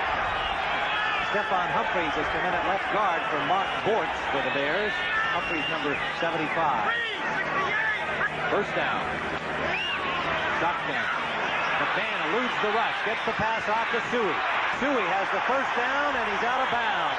And there was McMahon showing the similar talent that Kramer has to be able to skip away from those on-rushing linemen and complete the pass on the run. Just a straight 4-man rush by the Vikings, and they put pretty good pressure as they do a little crisscross, and Mark Mulaney, 77, was putting the pressure on there, but McMahon went forward in the pocket a la Kramer and hit Suey, who has quietly had a very fine season for the Chicago Bears.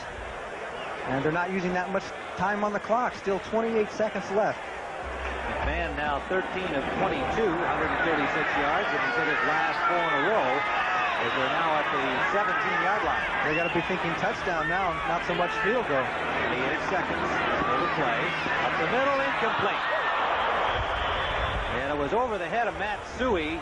It was thrown deeper, and it may have been a little mix-up on the part of the receivers and the quarterback on that play. Willie Galt was also in the center of the field, down deep, running a post pattern. So those are the ones that you're not sure exactly who made the mistake. 24 seconds. Man picks up the signal from the sideline. Studwell organizing the Vikings defense for the Vikings on 2nd and 10. Very big defensive situation here. 2-point margin. Man gets time. Now gets it off. Complete, but it's dropped immediately. The ball carrier dropped immediately. Suey by Studwell. And it'll leave 3rd and 5 with the clock ticking. So they're going to try to get the ball out of bounds. They do over the head of Willie Galt. 5 seconds remains. And they will bring on Butler.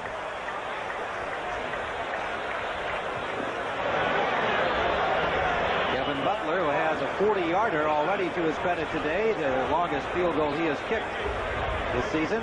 He's the leading scorer in the NFC. I think the leading scorer in the entire National Football League so far this season. Kevin Butler, a rookie from Georgia. Without the bench of Bob Thomas, who wound up in San Diego. This one is a 29-yard try. Fuller will hold.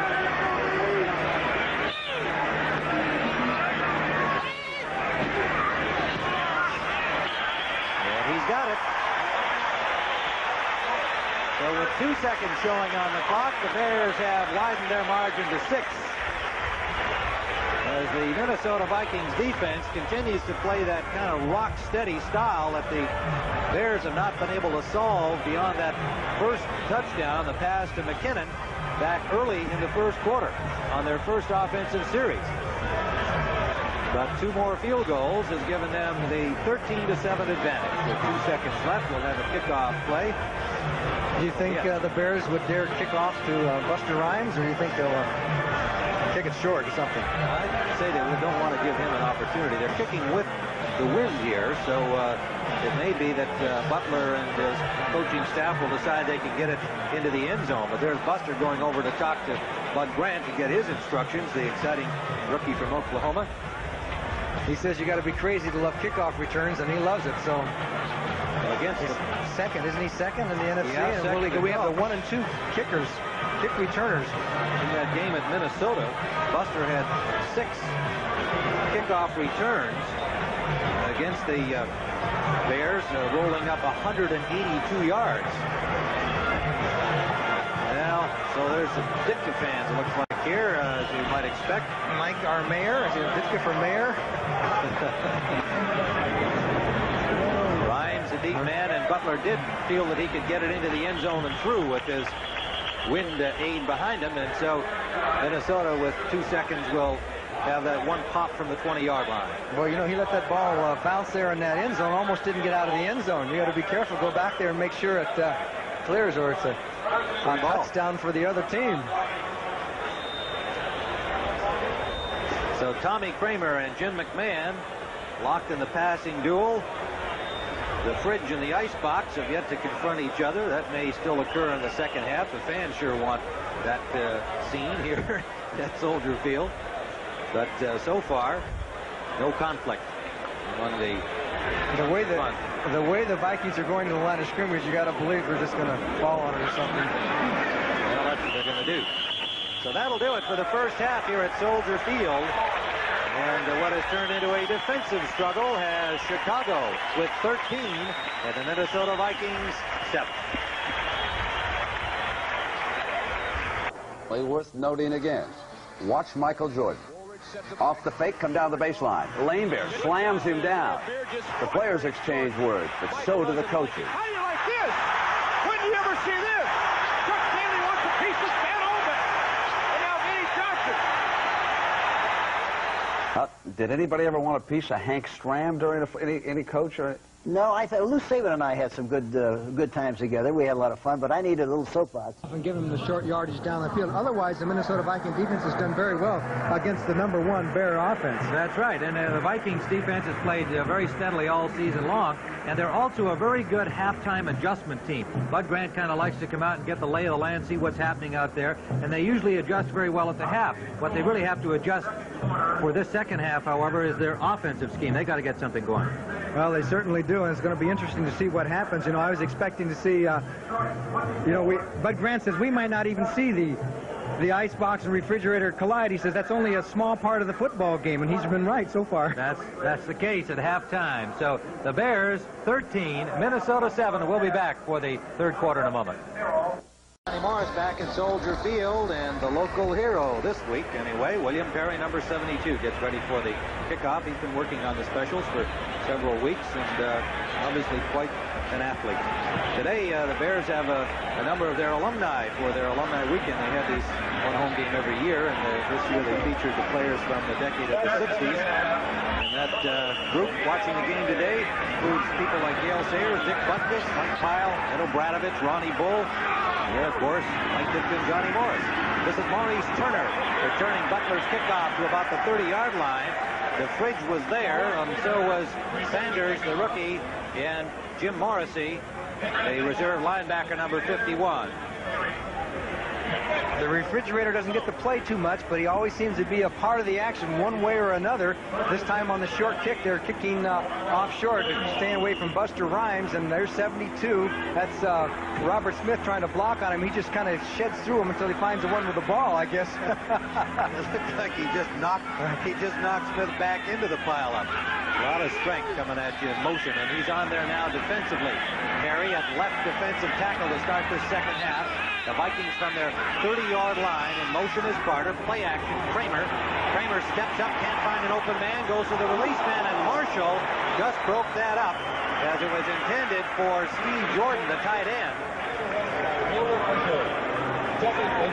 And we see how things went in that first half. 230 total yards for the Bears. They had 14 first downs to 9 by the Vikings. They had the ball for about 5 more minutes, but they lead by only 6 points.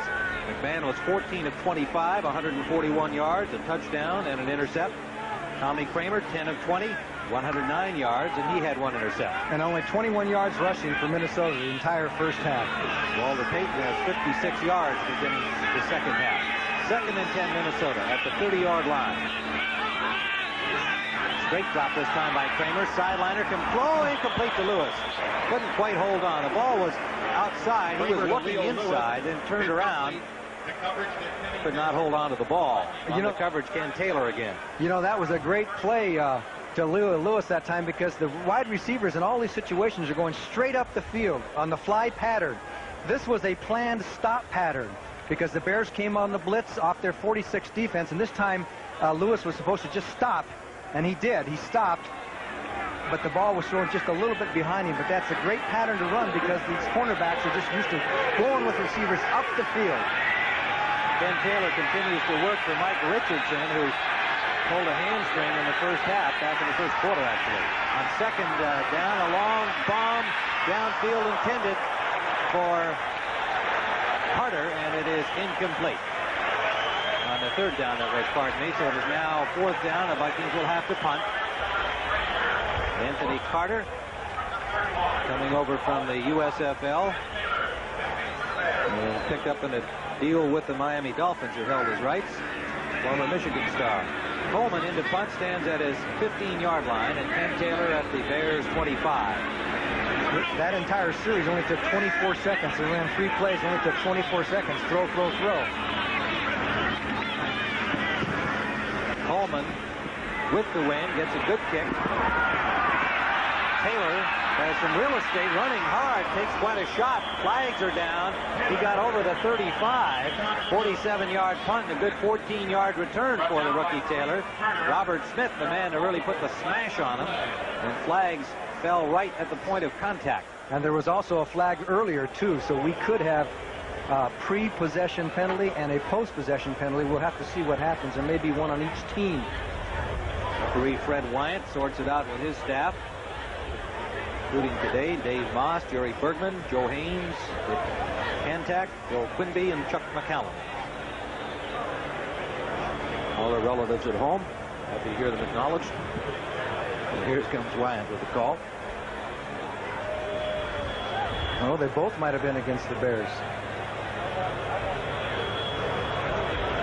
It's got to be complicated. They're all getting in on it. These guys should be in New York at the UN meetings. Yeah, look at the Vikings. Mistakes for this one. Illegal block in the back. Face mask. They'll refuse the illegal block in the back. Take the face mask. First down. Well, that was so complicated that nobody got publicly announced as the varmint on the play, but it is against Chicago. And we want to remind you that most of you are going to be seeing our doubleheader action. The San Francisco 49ers struggling at 3-4 against the unbeaten Rams in the California rivalry. Some of you will see the Giants against New Orleans, and the Giants in the thick of things in the NFC East, and the Saints not out of it in the NFC West. And we would remind you that Chicago viewers will not see either one of those games because the home game here in Chicago was on television. That is according to NFL rules. 3-man front for the Vikings with Tim Newton on the nose. Mulaney and Martin become the defensive ends. First down, Chicago, starting from their 18-yard line. First possession, second half. McKinnon in motion. Early action by the Vikings. Draw play to Payton. Payton has the first down and picks up about 14 yards. And if the Vikings were offside, that'll be refused. 13-yard gain for Peyton. Studwell and Nord made the tackle, and the signal is against the Vikings. Offside, number 55, declined, first down. They called it on Studwell. I don't know. I don't think it was Studwell. I think it was somebody out to his left, one of the defensive linemen. But he has to take the blame before millions of viewers. Well, in the previous penalties, they didn't announce who the culprits were at all, and this time they get the wrong man. First down. 3-4 long. Get it in motion again. Play action. Man to the tight end. Moorhead couldn't make the catch. Knocked out of bounds by Browner. Moorhead went right to the right to the bench that time. Both teams have been throwing to their tight ends a lot more. The tight ends caught, I think 12 passes for Minnesota last week, and the tight ends for the Chicago Bears caught a bunch of passes too. Emory Moorhead, you can see his career statistics, has caught some key ones for the Bears. Of course, Malarkey caught a key one last week, and Steve Jordan caught several passes for Minnesota against the Chargers. Yeah, he had 8 last week. He had 4. Second and 10. Bears from their own 31-yard line. Walter Payton in motion out of the backfield throw set. Giving Suey a little collision with the quarterback. Studwell comes in, and he's able to slow up Suey with a little second effort, prevented a loss on the play, but the Vikings defensively reacted very well. Millard, Studwell, Bess, Teal all over there. Actually, McMahon and Suey collided. You're going to watch 55. That is Studwell. I think he takes a little straight arm here. Suey shows some old-style football here as Studwell gets through the block, and then Suey gives him that little straight arm and gets away and was able to scrape through for a couple, 3 yards. But I'll say one thing, Studwell was persistent, wasn't he? Persistent he is, the leading tackler on the Vikings. 99 tackles, counting solo and assists coming into this game today, and he's definitely the on-field leader defensively for the Vikings in every way. Out of the shotgun, Marjoram in at wide receiver. They flare it out to Payton. Again, there's Payton eluding the first attempt by Mullaney to stop him, and Payton turns what could have been about a 1-yard gain into about a 7 or 8 yard gain.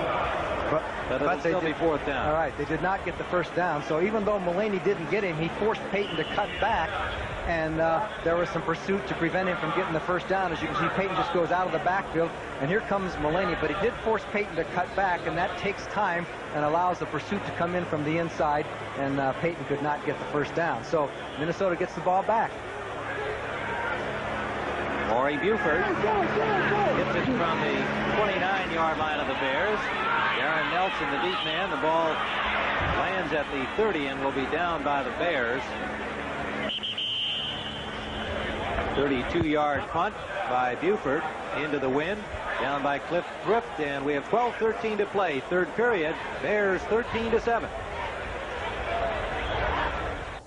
Sunny afternoon, breezy, but certainly a lot warmer than normal for this time of year in Chicago. The Bears leading Minnesota 13-7. Bud Grant said yesterday, I wish it was colder. It's supposed to be cold this time of year. That's when you have to make more coaching decisions. Get more involved out there. Deal with the elements. First down. Nelson dropped for a loss. Darren Nelson, swarm of dark-shirted Bears there. William Perry, number 72, and Richard Dent. That's a lot of weight to have down on a little 180-pounder.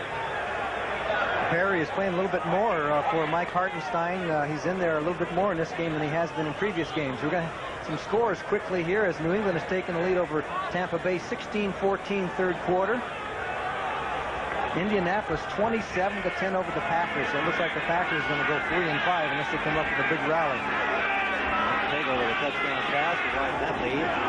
Kramer, play action, and the pass intended for Jordan, who didn't expect it that soon. And he was being manhandled downfield on the coverage by Duerson.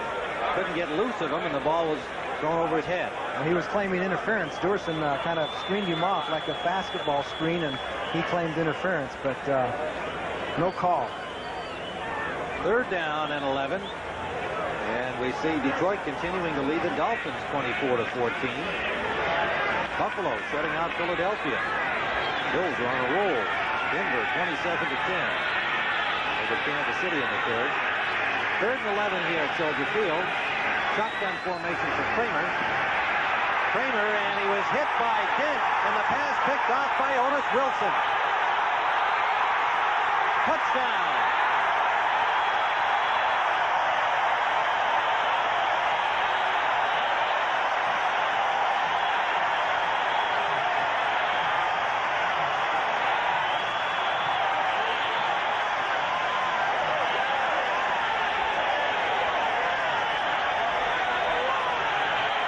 The old Bear blitz does it again.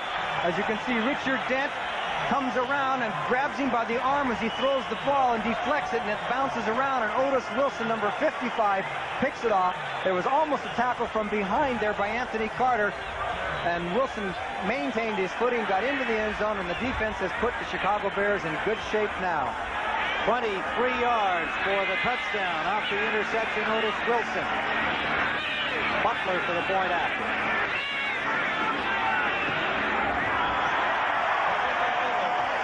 So suddenly the Bears on defense widen their lead.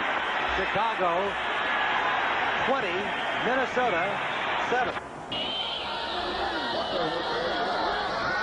Kevin Butler will kick it off. Otis Wilson taking the interception in for the touchdown. The second time the Bears have done that this season. We are now at the halfway point. Leslie Frazier had the other one. This is Buster Rhymes. And Rhymes with a burst of speed gets over the 25 to the 27-yard line. Butler's short kickoff into the wind. Tim Reitman made the tackle. Let's take a look at how Richard Dent, watch the left of your screen, you see number 76, he's the right tackle, Tim Irwin for the Vikings, and he'll push off to his right, and Dent goes way around to the outside of him. Irwin doesn't have to block on Dent all that much because he's usually coming from the other side, and Dent, 95, batted the ball away, and there was Otis Wilson with the interception. Kramer now 10 of 25, 0 of 5 this half.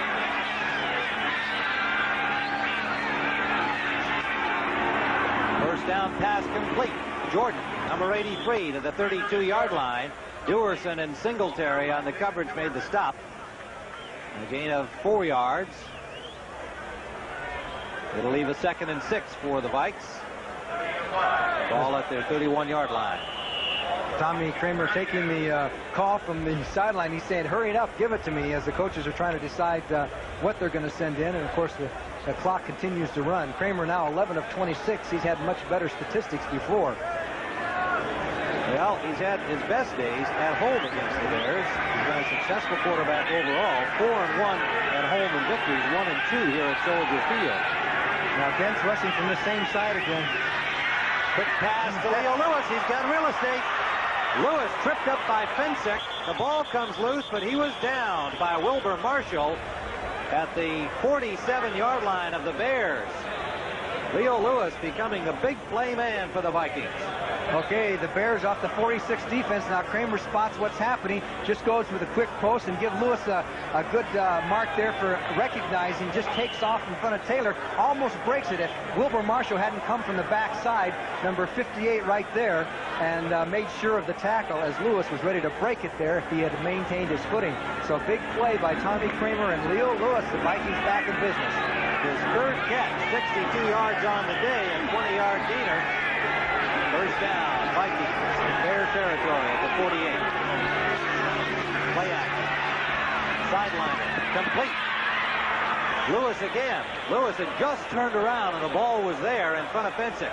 And that's really almost not a sideliner, Tim, because they're running off that slide pattern, and instead of going straight down the field, it's a timing pass where as soon as he feels he's got the defensive back running, he stops, because so many times they're running those fly patterns, and that's what you call timing. He hadn't even turned yet. Now he turns, the ball is almost there. That is precision passing, Beautiful my friends. Job. Almost like a long hook, isn't it? Right. Excellent play to the 31-yard line of the Bears. Perry still in defensively for Chicago. Lewis goes wide left. Anthony Carter wide right. Anderson the lone setback. He's calling an audible, I think. Alfred Anderson, he's got a hole and picks up about 5. Good second effort by the big man from Baylor. Bears leading 20-7, 8:35, winding down in the third quarter. Marshall and Fensick on the tackle on that play. It'll be 2nd and a long 4. Alfred Anderson missed 3 games with the knee injury suffered in the first go-round against the Bears back on September 19th. Got into action last week against San Diego, primarily a passing game. That's their longest rush of the day by the Vikings. 6 yards to carry for 2nd and 4. And the pass out to Malarkey, the tight end. He has a first down at the 14-yard line. Oh, what a great job by Kramer that time, because Dent was coming through slick and clean, and he had to get it up and over Dent and quickly. Now watch what Kramer, as he does, he has the fake, he's got his back to the backside. Here comes Dent right there, and he just threw it right over him and dumped the ball off to Malarkey, and Malarkey took it right down, finally knocked out of bounds. This is a nice drive by Minnesota.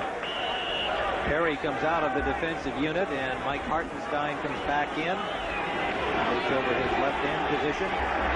Perry's in there. They usually have McMichael outside him on the left side. The Vikings now threatening. 14-yard line of the Bears.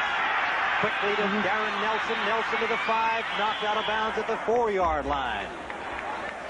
Well, I'll tell you, he is taking advantage of the Bear weakness in the defense. That time you saw Wilbur Marshall coming, 58 from the outside. As soon as he knew that Wilbur Marshall was coming, he dumped the ball, because that means coverage had to come from the inside to cover. Here comes Marshall, 58 on the outside, slick and clean. Kramer spots him, boom. There goes. We're going to take a look at it from a different angle, as you'll see where Marshall comes from. And Kramer, he really recognizes in a hurry and just hit it out there to Nelson on the run. And it was up to Singletary to cover from his middle linebacker spot. It is 2nd down. They need about the length of the football for a first down. They've got McDonald in as an extra blocker. Anderson picks up the first down yardage. And about a gain of maybe 2, they'll spot the ball near the 2-yard line, where it'll be 1st and goal for the Vikings. Well, Alfred Anderson is that big man they could use. They could have used him a few games ago when he was injured, in a couple of games they lost on the 1-yard line. And, of course, with Ted Brown out, you know, he's even more valuable to have him in there. Kramer was 0 for 5. We commented just a few minutes ago at the beginning of this second half. He's now hit 5 in a row for 63 yards, and he has 1st and goal. Alan Rice is in the game at running back. Nelson is out. The 2 bigger backs are in. Ted Brown favoring the Charlie horse. Not been in action yet, and they stack up Alan Rice. Chris Martin and Brown, the 2 injured Vikings, both in uniform, but not expected to see action today. Alan Rice, the 2nd-year man from Baylor, stacked up probably a gain of maybe a half yard at the most, if anything. 2nd and goal. Bud Grant does not want any deja vu here. They've had some problems on their short yardage situations, although he disdained the use of somebody like Newton or Curtis Rouse. Of course, you'd have to take Rouse off of offensive lines. That wouldn't make much sense. Nelson is back in. I think they got to go up and over, because the Bears are submarining quite a bit. Now the crowd in the end zone making it impossible for Kramer to get his signals to his teammates, so he goes back to discuss that with Wyant, the referee. Well, usually the noise factor is much bigger up there in Minnesota. Yes, where the noise really off that takes roof. place. Yeah, it comes off the roof. Here it comes off the lake. 2nd and goal, just inside the 2-yard line. Bears lead 20-7. Vikings with 6:40 remaining in the 3rd period. Now the Bear players are exhorting their fans to please knock off the noise. Notice Mike Singletary, he's number 50. He's back there ready to play, and he's about 4 yards off the line of scrimmage. And he's going to head for wherever the back comes from. If we take a good look at Mike Singletary, now watch him. He's ready to watch the action and fly through wherever the hole is. In motion, Jordan. Play action. Pass. Nelson. Broken up. Incomplete. Marshall has the ball, but they rule it. Well, no. I think they're ruling the interception with him down. Marshall's still running downfield. I don't think with the roar of the crowd he realizes the play is over. and he goes all the way to the end zone, about 94 yards, and spiked the ball. But he's just going to discover any second now that they're going to have it way back at their own 3-yard line. Well, whenever in doubt, I guess you're supposed to run, and that time Bud Grant came up with a pass out in the flat. Always dangerous when you're down on the goal line. He had 3 shots to get 2 yards, and he opted to go for the touchdown. And when you do it against a team like the Bears, you never know. Here comes Nelson out in the flat, and Wilbur Marshall, with great instincts and reaction, comes up. He's actually double covered. And Marshall makes the interception. And since there was contact at the time, they're ruling him down, and I think the call is correct.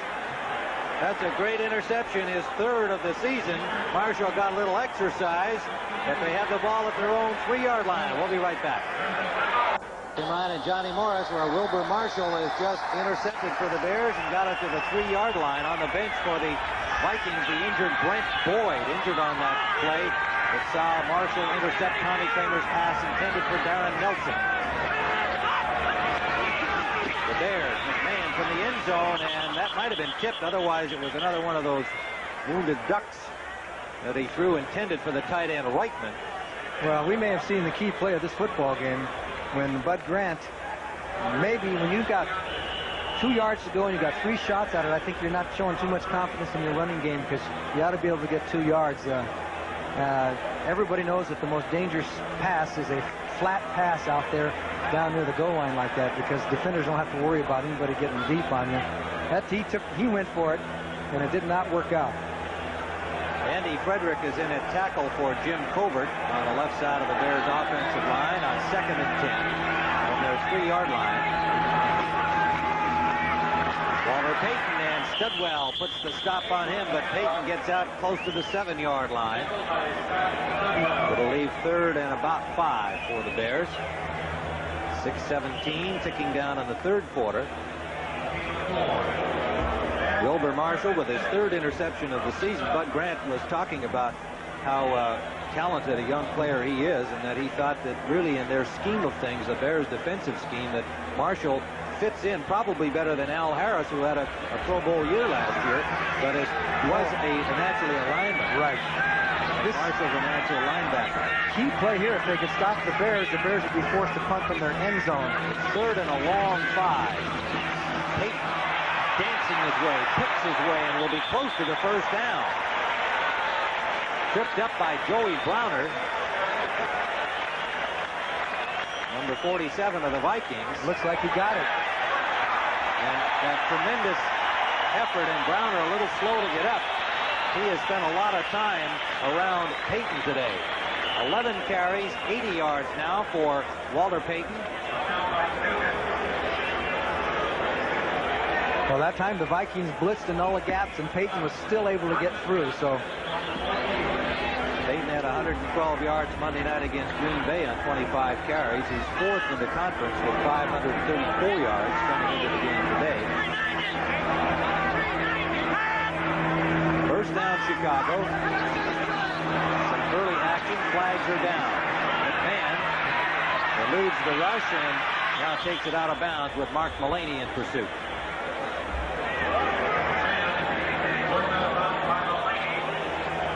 Well, somebody jumped off sides, or they were pulled off sides on that particular play. Illegal shift. Oh, they were pulled off. 2 men moving at the same time. Only in the Canadian League can you do that. 2 men moving. Do they have to move? Where was it? Right there, Jerry? If 2 men can move, can they? And up in Canada, can they move? They have to be sideways, or can They go can move anywhere. Forward? Yeah, they can move forward, sideways, backwards. That's not football. It is up there. Bud Grant used to coach up there. I guess it is. Washington leading Cleveland 14-7. That's really settled into a defensive struggle. And Detroit continues to stay ahead of the Dolphins. Illegal shift. 5 yards. 1st down. 14-7. Seattle over the Jets. That's a big game for both those teams. Quite a struggle going on in both east and west of the AFC. Miami and the Jets tied at 5-2 coming into the game. And Seattle at 4-3 trying to catch up with Denver and the Raiders. 1st down and 15. The ball is at the 9-yard line of the Chicago Bears. Give it to Payton again. Payton cuts inside a block, works his way out over the 20-yard line. He's short of the first down, but another pretty piece of running by Walter Payton. Browner and Dolman on the tackle. He follows his blocking so well here. As you watch the interior alignment on the fake, and you're going to see 63, Jay Hilgenberg, the center, drops out and pulls. Now Payton's going to play off the block by 63 Hilgenberg and then cut back to the inside. He follows his blocker so well, and finally a host of Minnesota Vikings bring him down, but now the Bears have a 2nd and 3. That first down they got a moment ago was a real backbreaker. 12-yard gain for Payton on the play. The ball at the 21.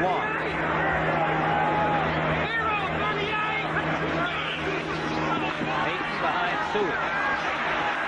Studwell put the stop on him, but it looks like he has the first down again.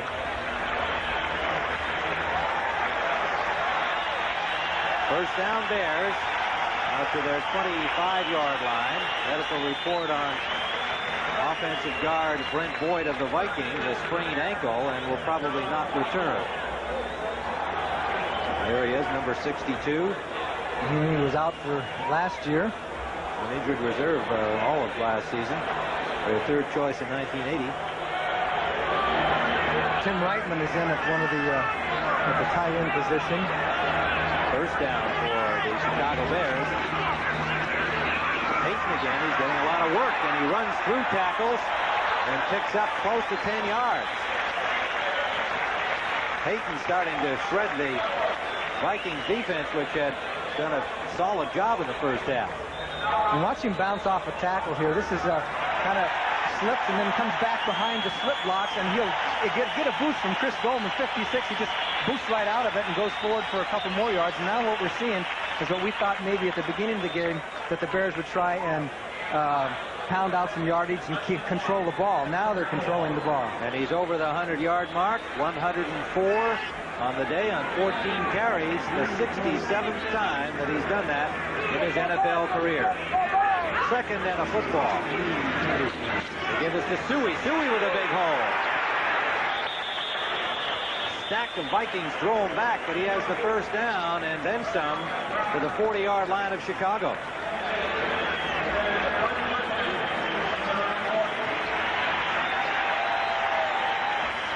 Well, when Walter Payton gets more than 100 in the time that he's been here, it speaks for itself. 44 victories, 22 losses, and at Soldier Field helps even more. 27-7. So the Bears can start thinking with 147 remaining in this 3rd quarter that maybe they're going to get to 8-0. If the Rams were to do that with the Bears, it'd be the first pair of NFL teams to do that since 1934. And in that season, the Bears were joined by the Detroit Lions, scoring that many victories without a loss. This is Suey. Suey pulled down by Joey Browner, reacting well to the play, and drops him for a loss, but a flag is down. Joey Browner's had himself some football game today for the Vikings. Now we probably have a call against the Bears holding, but they lost yardage on that play, so we have to see whether the Vikings will want to give them a repeat of a first down. The way the Bears have been moving the ball, they might think about, you don't usually decline a 10-yard penalty, but we'll see. They might do it this time. Holding 58 and 65, decline, 2nd down. Well, that's what I do. Because of the way the Bears are making chunks of yardage, you might as well take it down away from them. Well, coming up next on CBS, most of you will see those unbeaten Rams trying to join the Bears if the Bears get through the rest of this on top. The Rams and the 49ers.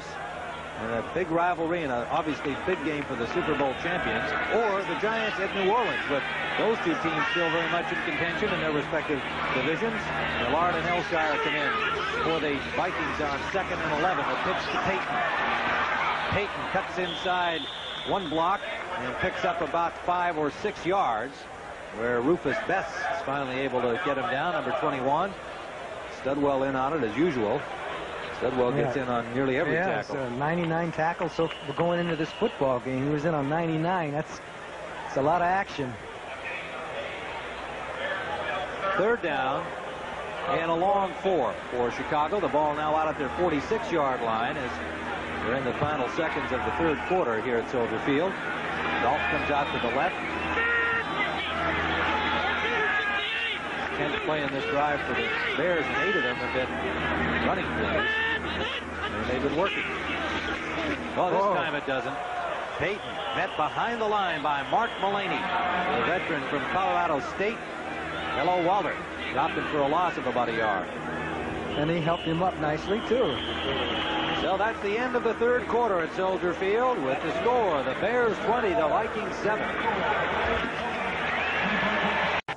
Fans have been introduced to some Bear fans because they've got big Bear buttons on, but they're definitely outfitted as Viking stalwarts. I'd say they're surrounded, too. Well, it's a nice warm day down there in the sun. Aaron Nelson waiting. Punt from Buford. And it rolls into the end zone. Sean Gale trying to keep it out. Unable to do so. A 55-yard punt. And the Vikings will start from their own 20. And looking at the stats through the third quarter, you can see the Bears have now got 18 first downs to 13 by the Vikings. And nearly 300 yards of offense. Those 3 turnovers, costly of course, and the worst of them being the interception by Wilson, taken in for a score, and then the next one with him in scoring position, having it picked off by Marshall. And they've been starting in reasonably good field position, but those 2 interceptions stopping anything they've gotten started. Kramer for Darren Nelson, and forced out by Dewerson at the 24-yard line. It'll be 2nd and 6. We are just underway in the fourth quarter at Soldier Field. Tim Ryan with Johnny Morris. And we should point out that now, excuse me, the Vikings are throwing against the wind, so that could affect longer passes. The Vikes don't throw that many long passes, but it's a pretty stiff wind. Bears have got the refrigerator in the lineup again with Michael moving outside in the left defensive end. And they're in their 46 defense on 2nd and 6. With the 2 linebackers lined up on the left side. Kramer, and he is sacked. Otis Wilson blowing straight through, the 2nd sack of the day for the Bears. Nobody touched him, and it's back at the 15-yard line. Wilson will come from the right side of your picture, and he comes inside Tim Irwin, 76, free and clear. And the only person that could pick him up would be the back, and that was Darren Nelson. He got caught up in the middle of the offensive backfield, no chance. And that's the 46th defense with those linebackers, 2 of them over on that one side of the line. Now they're going into the 46 again over on this side of the line. You can see 58 and 55. 3rd down and 15. Out of the shotgun. Kramer buried again. Dan Hampton, and right with him, number 72, William Anthony Perry, and right behind him, Otis Wilson. Flag down on the play, and I think that comes from a little action after the tackle. I think it was Tim Irwin and Wilbur Marshall who got into it.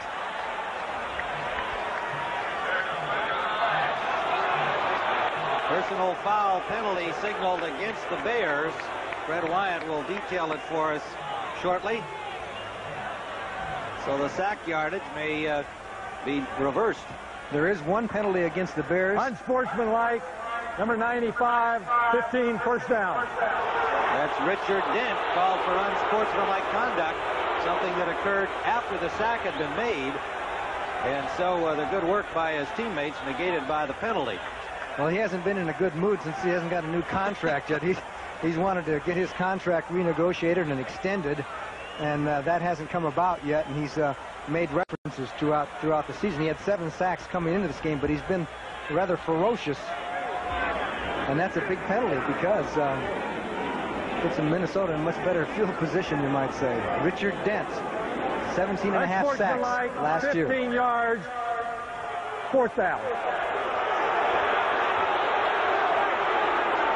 Well, that penalty used to be automatic first down. All right. Well, there's still some confusion about it. They first said it would be first down. The play was over. 4th down. The play. No, but at first they said it was going to be first down. In the first announcement. Third down. Now they're saying And third now, down. then they said fourth, and now they're saying third because it occurred after the play was over. We haven't tried second yet.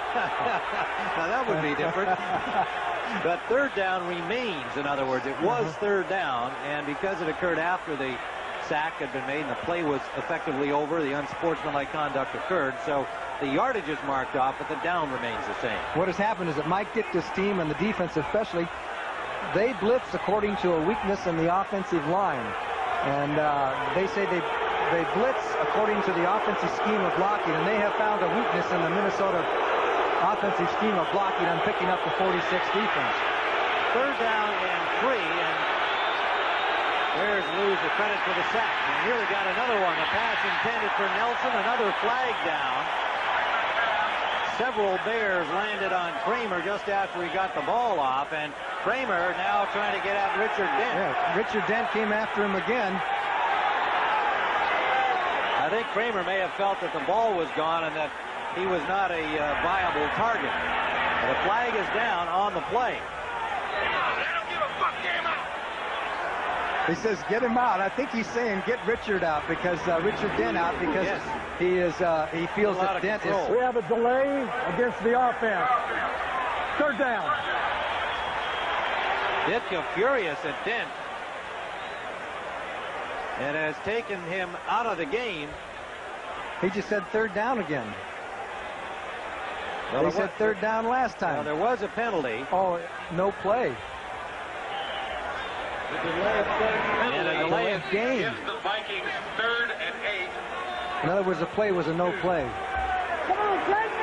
Delay of game penalty, so it is third down. Now they're backed up 5 yards to make it 3rd and 8. Boy, watch out. It's going to be Katie bar the door this time.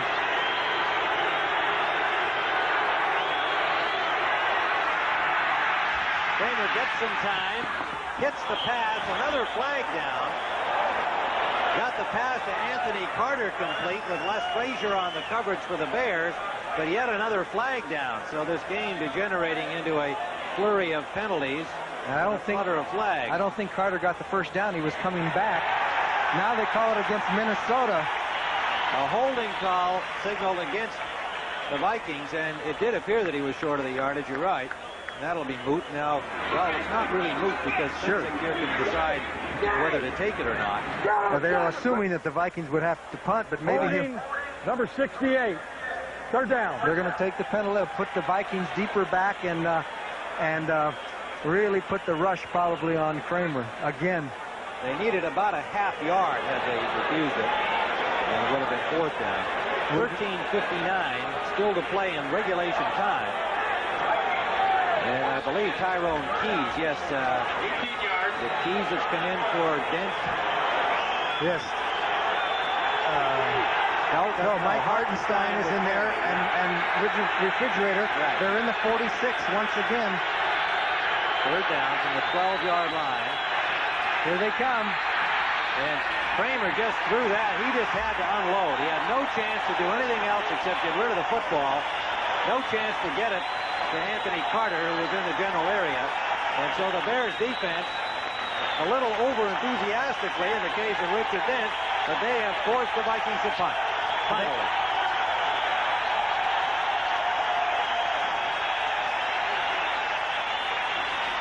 Coleman will stand in his end zone. The Bear defense has been awesome. The Vikings just can't handle it. They can't handle the pass rush. Dennis McKinnon is the return man waiting for it at the Bears' 45-yard line. Tim Taylor has been handling the punt returning duties. Good kick by Coleman. Into the wind, a dandy. Driving McKinnon back to the 35. McKinnon breaks loose. Gets over the 50. Into the 48-yard line. Gimpy knee and all. A 53-yard punt by Coleman, but a 17-yard return. We'll return to Soldier Field after this word from your local station. Light. Radio Shack. The computer experts. On first down, the Chicago Bears picked up yet another first down to Tim Reitman. McMahon to Reitman. An 11-yard gain as the Bears started from the Minnesota 48 following McKinnon's punt return. It was simply McMahon with the fake of the handoff to Payton and then a down and out by Tim Reitman, number 80, who has a high percentage of receptions for the amount of passes that are thrown to him. A rookie from UCLA, drafted by the Bears back in 1982, went to the USFL, and in Chicago this year. First down. Play action. Man rolling, escapes the rush, and will start running out the left side. Gets a block from Payton and slides over the 30 to the 29. A gain of 8 yards on the play for Jim McMahon. Mullaney had him in his sights. Somehow, McMahon, like Tommy Kramer with eyes in the back of his head, got away. Well, you said it. You hit it right on the head. They had him dead to rights, and he has that great instinct, and he just ducked under it and wound up getting some yards. Richard Dent, who was literally hollered off the field by head coach Mike Ditka, is now standing over there hoping to get some solace from his defensive coach, Buddy Ryan. Well, he wasn't getting much solace no, there. He sure wasn't. Well, they made 2 really good defensive plays and then messed them up by taking a silly penalty. 2nd and 2. Payton and the Vikings stack it up. Newton is there. The icebox, number 96, and Robert Smith, number 74, the Grambling rookie, getting some defensive time. I can see it coming right now. The refrigerator man is going to be in there on offense before too long. Well, if that one is the first down, we won't see him here. Let's check the scores. Meanwhile, Buffalo and Philadelphia. Now look at this. The Eagles have come back. They're within 3 in the 4th period. Meanwhile, they're measuring. Seattle leading the Jets 14 to 10, and the Jets got themselves into that one in the 4th quarter. A little short. Just short. Oh, the crowd is starting to... The crowd is saying it's refrigerator time. New England leading Tampa Bay 23 to 14. The Bucs still looking for their first victory of the year and failing. And Detroit continues to dominate Miami. Lions at home. Fuller on the Bears sidelines. We see Denver over Kansas City 30 to 10. Trying to get the attention of the offense. I don't know whether they've got the play in there that they want. Well, McMahon is not sure. He's come back out of the huddle looking for another signal. He wants to make sure he's got it right. 3rd and about 2 inches to go. Ball is at the 27-yard line of the Vikings. 12:15 to play. 4th quarter. Bears leading 20 to 7. High formation with Suey and Payton gets the pitch. Payton steps inside a tackler who had a good shot at him, Carl Lee, but Payton got the first down to the 22-yard line. How frustrating that must be for tacklers to see what that great running back can do. There's Lee, makes a good defensive play, gets himself in position to drop the guy for a loss and stop the first down, and bing, Payton's by him. And the key was, though, once he got the position and forced Payton inside, there was no pursuit from the inside, so you have to give some credit to the interior blockers of the Bears doing their seal blocking, so there was no pursuit from the inside. He was all by himself, one-on-one against Payton. That's a tall order. First down at the 22. Wide left goes McKinnon. Split right, Willie Goff. Now they're in the full set. And will pass on a short drop to the tight end Reitman. And Browner hits him immediately. There'll be a gain of maybe 2 yards at the most. Joey Browner has been outstanding today for the Minnesota Vikings from the safety spot. Well, he really has. I think it's because he's got a spot now. A home. He's the safety, the strong safety, and he knows where he's going to be. He's adapted to the position that he plays. He's just played a super game. He really has. 6'2", 205 pounds, and he's just an ideal size because he's also got very good speed. So he can be punishing against the run. He can cover on the pass. And he's had himself a fine afternoon. 2nd and 8 from the 20-yard line. Over Payton, and he has dropped this time, got maybe to the line of scrimmage, and it was Doug Martin, number 79, wrapping him up. 19 carries for 118 yards on the day. The Vikings have rushed the ball only 13 times for 29 yards. There's the differential right there. Well, the Bears were #1 against the run in the National Football League going into this game, so it figured that the Vikings, who have not been a prominent rushing team anyway, weren't going to get a lot of yards rushing, and I think Bud Grant knew that going in, and his game plan was to throw the ball. 3 wide receivers on 3rd down and 8 for the Bears. Willie Gall in motion off the halfback spot. Screen to Payton, one-hand catch, gets a block, and Payton, touchdown.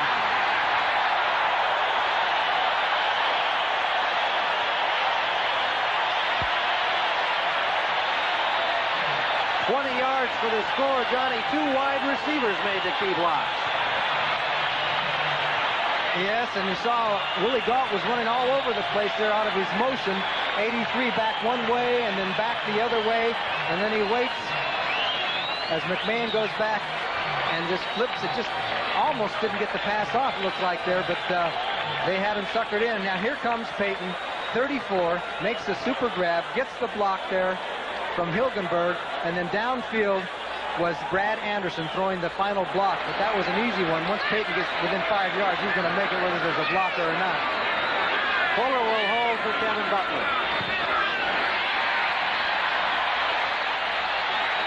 So with 9:36 to play in regulation time, the Bears have now taken a 27-7 lead. Walter, that following our doubleheader action today, you'll have this lineup tonight on CBS. 60 Minutes, followed by Murder, She Wrote, Crazy Like a Fox, and Trapper John M.D., our outstanding lineup of Sunday night entertainment. And, of course, we've got more football action to follow around the nation. The Rams and the 49ers, most of you will be watching, and the Giants and the New Orleans Saints going into some of the cities around the country. 8th touchdown of the season for the wondrous one. Buster Rhymes, the deep man for Butler's kickoff. Comes down at the 4-yard line, and Buster Rhymes will bring it up, and he is moving. Rhymes inside Bear territory, tackled from behind by Dennis Gentry. Some guys have the knack. Buster Rhymes has it. A 49-yard kickoff return. Great running by Buster Rhymes. The kick didn't get into the end zone because they just didn't get the foot on it, and Rhymes goes up to the right, and Gentry does a good job where Rhymes would have been gone. Good blocking by the 4 horsemen. Now, as he cuts back here, he has to lose a little bit of his speed, and that's what enables Gentry to make the tackle from behind. Otherwise, Buster Rhymes would have been gone. He was just starting to turn it on here, and here comes Gentry from behind to make the block. Minnesota Vikings have a big chore now. Wade Wilson has come in at quarterback, replacing Tommy Kramer. And a bobble on the first play, an alert effort by Wilson to pick it up. Flags are down. But on the first play, as often happens, a quarterback comes in, hasn't had action. False start, offense. 68. False start is charged against Curtis Rouse. And meanwhile, Wade Wilson making his first appearance. Kramer's taken every snap in the regular season for the Vikings.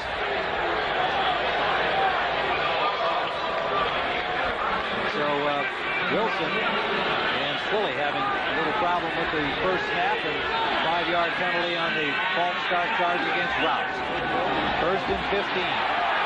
Wilson under pressure from Dent, and the linebacker, is it Singletary or Marshall? Singletary. Singletary, number 50. Boy, they're like players possessed now. I mean, the Vikings can hardly slow down the Bear pass rush now. They're just trying to slow them down. It's not a great spot for Wade Wilson to have to come into this football game. But at least he's getting a chance to play. Tommy Kramer did not have one of his better days. No, he finished up 16 for 33, 176 yards, 3 interceptions. And the magic that he has worked against the Bears a number of games was not there today against this fierce Bears defense. Here they come. Wade Wilson just got it away, took a big shot from Steve McMichael and from Dave Dewison on the safety blitz, and the pass incomplete downfield. The Bears came off the 46 and sent everything but the kitchen sink. Only 3 defenders down the field, and here's what Wade Wilson had to combat. He saw all those dark blue jerseys coming after him, and they crunched him in between. They squeezed him, and down he went. So everybody wants to play, but this is not a good situation for him to be playing under. Fifth-year man from East Texas State, their 8th pick in 1981. He's played only in injury circumstances. Here they come High again. snap and a good play by Wilson to bring it down. Gets a little time and runs out of there. And is met at the 45-yard line by Gary Fensick, but another flag is down on the play. On the far side of the field, a flag down. Encroaching, number 95. And that is Richard Dent, encroachment. Boy, he's always in part of the action one way or another, isn't he? Well, he's certainly eager to get at that quarterback. Well, he's very quick for a big man, and they give him the outside rush position most of the time. So many times he runs around the offensive tackle. He has such quick feet, and it makes it very difficult. And then every once in a while, he'll give you that little spin move and come inside. But the key... Encroachment, defense. Third down. The key is that the Bears are loading up their people so that they're coming in heavy on one side of the line of scrimmage, and the Vikings aren't able to adjust their blocking, and sometimes there aren't necessarily more rushers than there are blockers, but there's more on one side, and somebody can't get over to compensate. And there's the combination, Mike Ditka and Buddy Ryan there on the sidelines. Both have to be happy, and it's just exactly the opposite on the other side with Bud. Third down and 10 in Bear territory at the 49. Wilson from the shotgun. And it's caught by Jordan, made a fine catch, as it looked like the linebacker Wilson had a hand on the ball and nearly knocked it away from Jordan, but evidently it got through, and Jordan, good concentration. The man from Brown with the catch. This time you see only 3 rushers, and watch all the linebackers drop back, and they cover the side of the field, and it was almost intercepted there. Nice grab by Jordan, as he almost dropped the ball, hung on to it, but he had a few more yards to get the first down, so the Vikings are in a punting situation, and Jordan now has 4 receptions for 26 yards. Dave Dewerson is now the deep man to receive the punt. It was short into the wind from Greg Coleman. Coleman angling for the corner, and Dewerson will let it go, and the ball comes down at the 5, and a Viking bounce. Good play by Joey Browner, and it'll be, well, Browner apparently had his foot on the goal line. This happened to them against San Diego. It's going to be a touchback. Vikings complaining. Sure looked like he was standing outside the end zone from our angle. 8:33 remaining in regulation time. Bears 27-7. Chicago Bears steamrolled their bitter rival. The rematch is set for Green Bay next Sunday on CBS Sports. Tim Ryan and Johnny Morris, and as we called it as it happened, it has now been verified that indeed he was standing outside the end zone. Joey Browner makes a real good play on Coleman's punt, and it will be first down at the 2-yard line.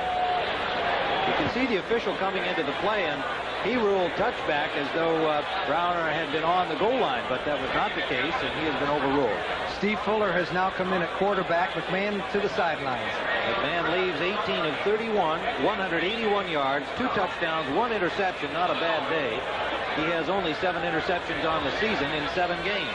Plus, he got out of the game healthy. Yes. He's waving to you, Tim. Yeah, I guess. I think that's more likely to some friend in the stand. And don't forget, we've got more football coming up here on CBS today. Our doubleheader action will feature the Super Bowl champion 49ers, who have been struggling against the unbeaten Rams, going now, it would appear, to tie the Bears atop the unbeaten ranks, just the 2 teams remaining in that category. Giants at New Orleans will be seen in some parts of the country, and that's a key matchup between the NFC East and the NFC West. So it is first down from the 2-yard line with Steve Fuller at quarterback. A lot of changes in the backfield. Dennis Gentry's in. Sanders is in. Rookie Thomas Sanders is number 20. Dennis Gentry is number 29. Sanders picks up maybe 2 out to the 4-yard line. The rookie from Texas A&M, their 7th choice, who had a very impressive preseason. Mullaney made the tackle, and Dennis Folks now in at linebacker number 50 for the Minnesota Vikings. The Vikings have made several changes also. David Howard is in there. Isaac Holt is in there. Isaac Holt, the rookie on the corner, has seen just a little bit of action today in their nickel and six-man packages. Folks not seen action. John Turner is in also in the secondary. Fuller passing from the end zone, sideliner to Moorhead, and it is incomplete. Did he catch it inbounds? Did not have possession inbounds, and it is ruled incomplete. And who was right there? Joey Browner. Another good coverage by Joey. Well, we mentioned earlier the Bears and the Rams, if they both are winners today, would be the first team's first pair since 1934. That year, the Bears and the Lions each won 10 consecutive games. The Bears finished the season at 13-0, went on to the title game against the Giants and lost. And this victory today will give them their best start since 1942. They went 11-0 that season. And Mike Ditka hoping that this great year, this great start will have them in the Super Bowl. Fuller fell stumbling in the end zone, and there'll be a safety, and it's Neil Elshire, number 73, the veteran from Oregon, dropping him in the end zone. Fuller started to roll, seemed to lose his footing a little bit. Elshire was there to pounce on him. It's almost like his knee gave out on him. He just, if we can watch his foot there, he just, well, you can give a little credit there to Elshire, too, to cause that. All right, 7:45 remaining. Bears 27, Minnesota 9. At his own 15-yard line. And three Bears stack him up at about the 23. Darren Nelson returning Buford's free kick. Sanders made the tackle along with Dennis Gentry. So the Vikings will start from their 23 with 7:33 to go. And we just had a whirlwind visit in the booth from Olympic silver medal ski champion Billy Kidd, who's also the commentator on CBS coverage of World Cup ski events. Told us he's going to be skiing here on the 9th of November. It's worth a trip back to see anybody go skiing in Chicago. It's got to be off a molehill. Yeah, well, apparently he said he's going to build a ramp of some kind, so that'll be worth seeing. Wade Wilson continues at quarterback. And the Bears are leaving their big guns in on defense. First down, Minnesota. Oh. Up the middle to the tight end, Jordan. Good job to hold on. Steve Jordan makes the catch against tight coverage from Fensick and Dewerson. Boy, Jordan took a pop from Gary Fensick and jumped right up like a top. And that's what a player like Steve likes to do. He doesn't want anybody to know they hurt him. Now, 45 is the top of your screen. There's Fensick. Jordan will come across, and here comes Fensick taking aim, 45. And down he goes, and Jordan jumped right up and says, I'm ready for the next play. Forget that one. Gain of a little more than 9 yards.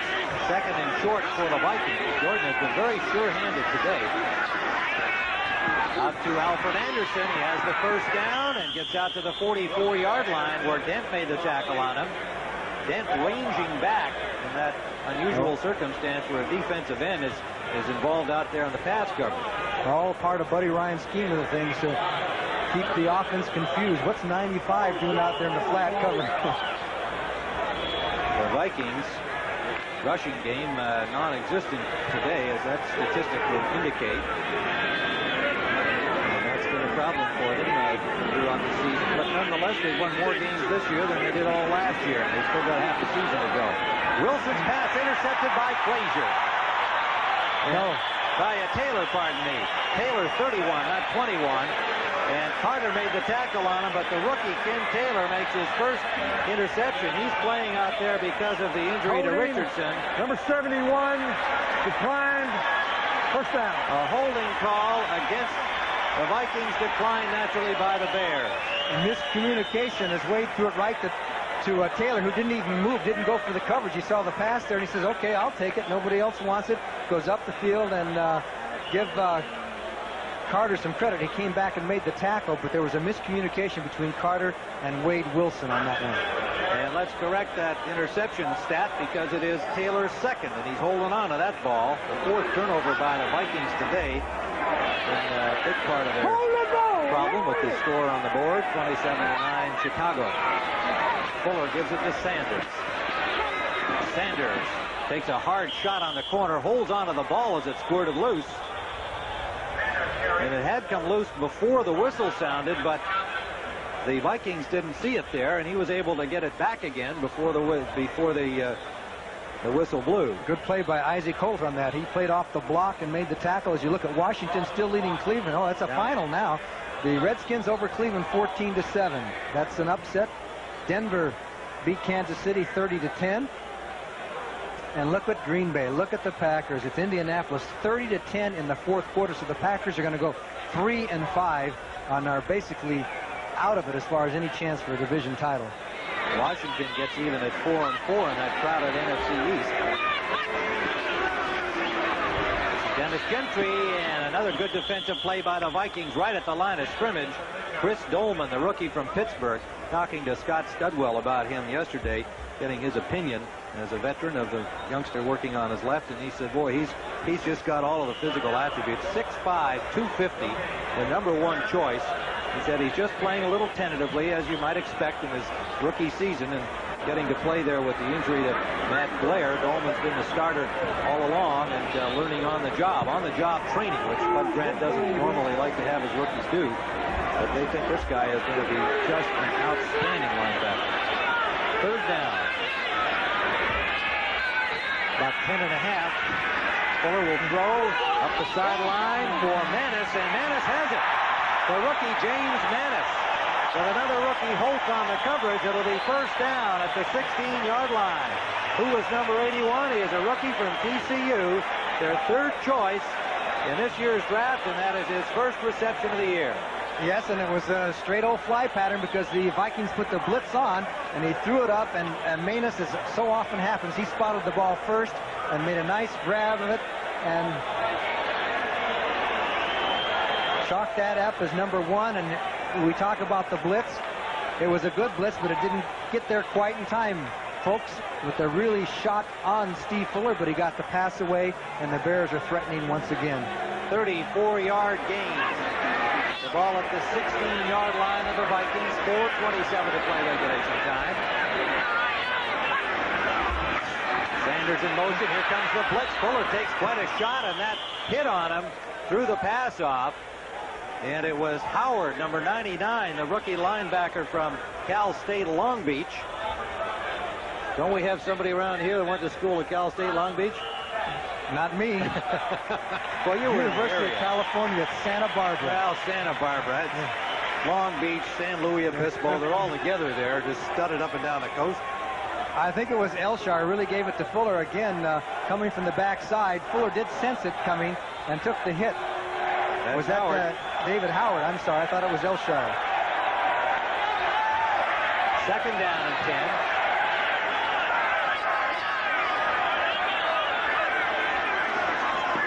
Fumble on the play. Sanders just didn't get the handle on the ball on the handoff from Fuller, and it may be Viking ball. And yes, it is. Minnesota recovers the fumble, and the Bears are stopped at the 17-yard line of the Vikings. And it looks like it's number 52, Dennis Johnson, who came up with a loose ball. So the Vikings with 4:14 have some time to try to get it upfield. And remember, at the end of this game, we'll be going to our doubleheader action, and you'll see either the 49ers and the Rams. Most of you will. The battle for California. The Rams trying to stay even with the Bears. And the Giants will be in New Orleans. Next week, our action begins with the NFL Today. The Chicago Bears will be at Green Bay. The Vikings will be at home against Detroit. And other games, Philadelphia at San Francisco. The Buccaneers in New York against the Giants. The Meadowlands in New Jersey, to be more accurate. Wilson is swarmed under and sacked. Back close to the 5-yard line. Hartenstein and Keys combining on the sack. Mike Hartenstein, number 73 on this sack, and Wade Wilson is now knowing what happened with Tommy Kramer. The Bears come with the all-out blitz again. 73. Hartenstein gets through on the inside and puts the clamps on. And we're getting, how many sacks do they have? We're going to start, that's 4 sacks? 4 sacks and a whole bunch of hurries. Juan Rivera is in at linebacker for the Bears. And the Vikings have Mark McDonald in on the offensive line. He's getting a taste of the Bears' rush. Alfred Anderson nowhere to go. Wilbur Marshall put the tackle on him. Some other scores as we wind down here, getting ready to join the doubleheader action. Final score, the Lions beat Miami 31-21, so the Lions are going to be 5-3 and will be the Bears' closest pursuer. The Bears will be 8-0. Look at this, Philadelphia rallied to beat Buffalo 21-17, and wow, Indianapolis scored once again 37-10. Things going badly for Forrest Gregg and company. Wilson from the end zone, and it's complete. Good job for a first down out to the 28-yard line, Anthony Carter. Yeah, the Vikings come out from the shadow of the goalpost and get it to the 29-yard line. A 20-yard gainer from Wilson to Anthony Carter. Fensick and Ken Taylor on the tackle. This telecast presented by authority of the National Football League, intended for the private use of our audience. Any rebroadcast or other use of the telecast without the express written consent of the Chicago Bears and the National Football League is prohibited. Well, you know, Bud Grant is not used to taking defeats like this one. This is ends up being a pretty lopsided game with the Bears defense dominating as the game progressed. 2:18 to go. Wilson going deep and just overthrows Anthony Carter down the right sideline. Carter was behind Ken Taylor, but the pass a little overthrown. Wilson showing the strength of his arm. That was about 50, 60 yards in the air. Anyway, to continue my comments about Bud Grant, is he saw this 46 defense. They use it a little bit as the Vikings use it a little bit. He saw that his team could not handle that strategically. They weren't getting beat so much muscling. Yes, they were getting beat by muscle too, but they were getting tricked there in that offensive line. And it's not very often that a Bud Grant team can handle something as far as the strategy of the game is concerned. So I'm sure they're going to go to the drawing boards and work on that. Yeah, they were down just 13-7 at the half, and it looked like there was obviously lots of time for them to get back. But in the second half, Bears defense did it all. That's Alfred Anderson unable to hold on to Wilson's pass. It was there, but it's incomplete. Let's go to Brent Musburger at our studios in New York for an update. Well, Tim and Johnny, perhaps the Detroit Lions are for real after all. They hosted, no, make it roasted, the Miami Dolphins today in the Silverdome. 3 touchdown passes by Eric Hipple. That one to Leonard Thompson. They win it by 10 points. Back to Tim and Johnny. I like that Leonard Thompson. Glad to see him get an important score in that game. He's been a tough veteran for a long time for the Lions. Still a big play receiver. Made one there against the Dolphins. Third down, 3rd and 10. Eric Hipple looks like he had a good day in Detroit. Here they come. Wilson gets some time up the middle. Nice catch by Jones. Fensick cut him out from underneath, and Jones held on. A high catch, high pass, and a high catch, too, for that matter, by Mike Jones. 5'11", 175-pounder went up for it. We've reached the 2-minute warning with the Bears on top, 27-9. Tim Ryan and Johnny Morris back at Soldier Field. It's been a beautiful afternoon for football, but the conditions weren't bad enough for the Vikings. They'd like it a little nastier as we look at Walter Payton and Jim McMahon getting a rest on the sidelines for the conclusion of this game. McMahon finished 18 of 31, 181 yards, 2 touchdowns and an interception, along with his bruised butt and sore ankle.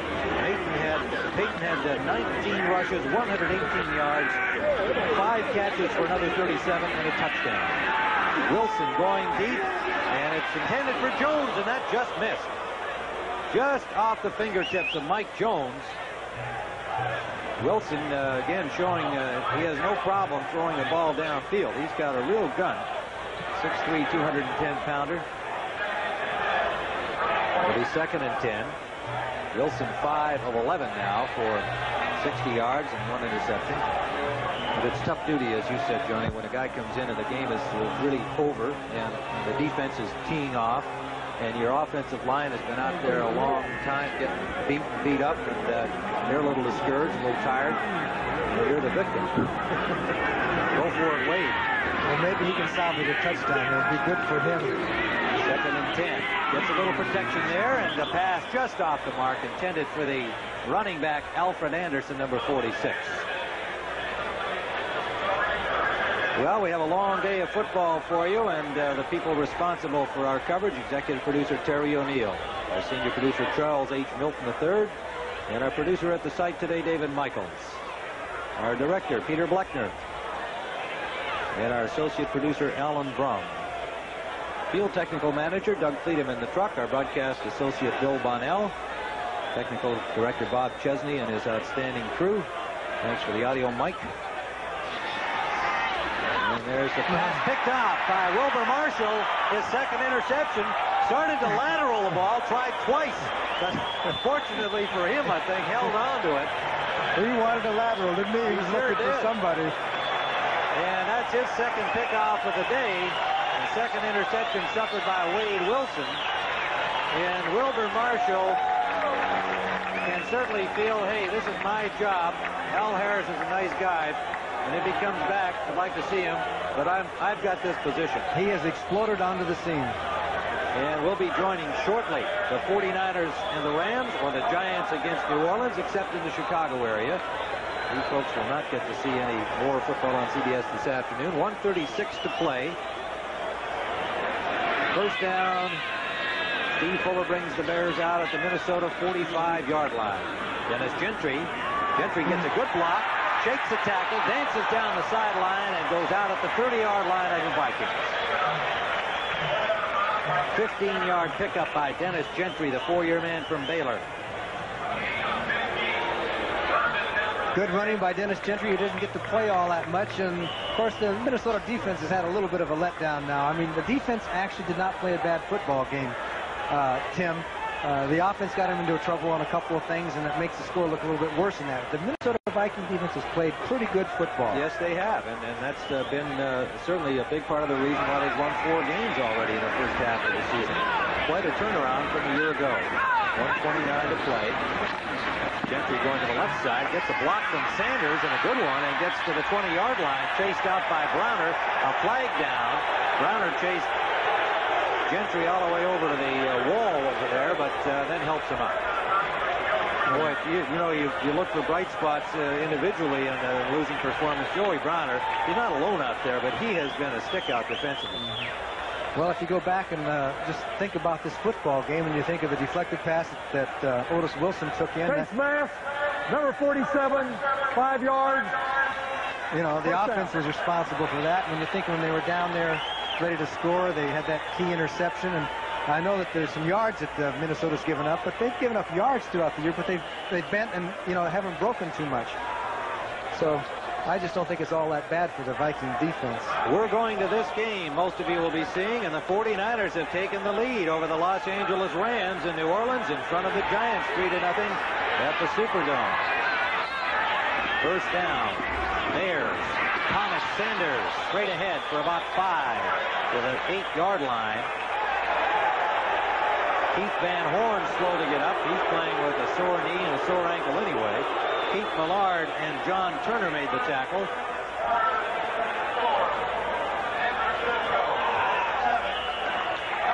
It'll be second down and about 5 for the first down. They need to get to the 3-yard line. The fans just reacted to the Ram 49er score because they know that the Bears would be the only unbeaten team. As you look at William Perry, the refrigerator, will he get in this game? Bud Grant says we might not even see him on offense, and he was right about that. It's possible, unless the Bears get down to the 1 with Mike Ditka, send him in there with the Vikings think they're rubbing it in. I don't think they will. Yeah, I don't think they will. That'll be my guess. Here's Gentry.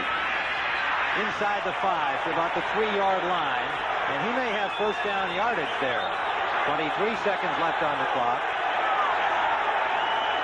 They're looking over for the play. They're letting the clock is running.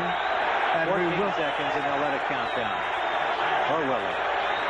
Yep, they're going to let it count down. Yep. All right, so the Chicago Bears go to 8-0 with a 27-9 victory. For Johnny Morris, Tim Ryan, so long from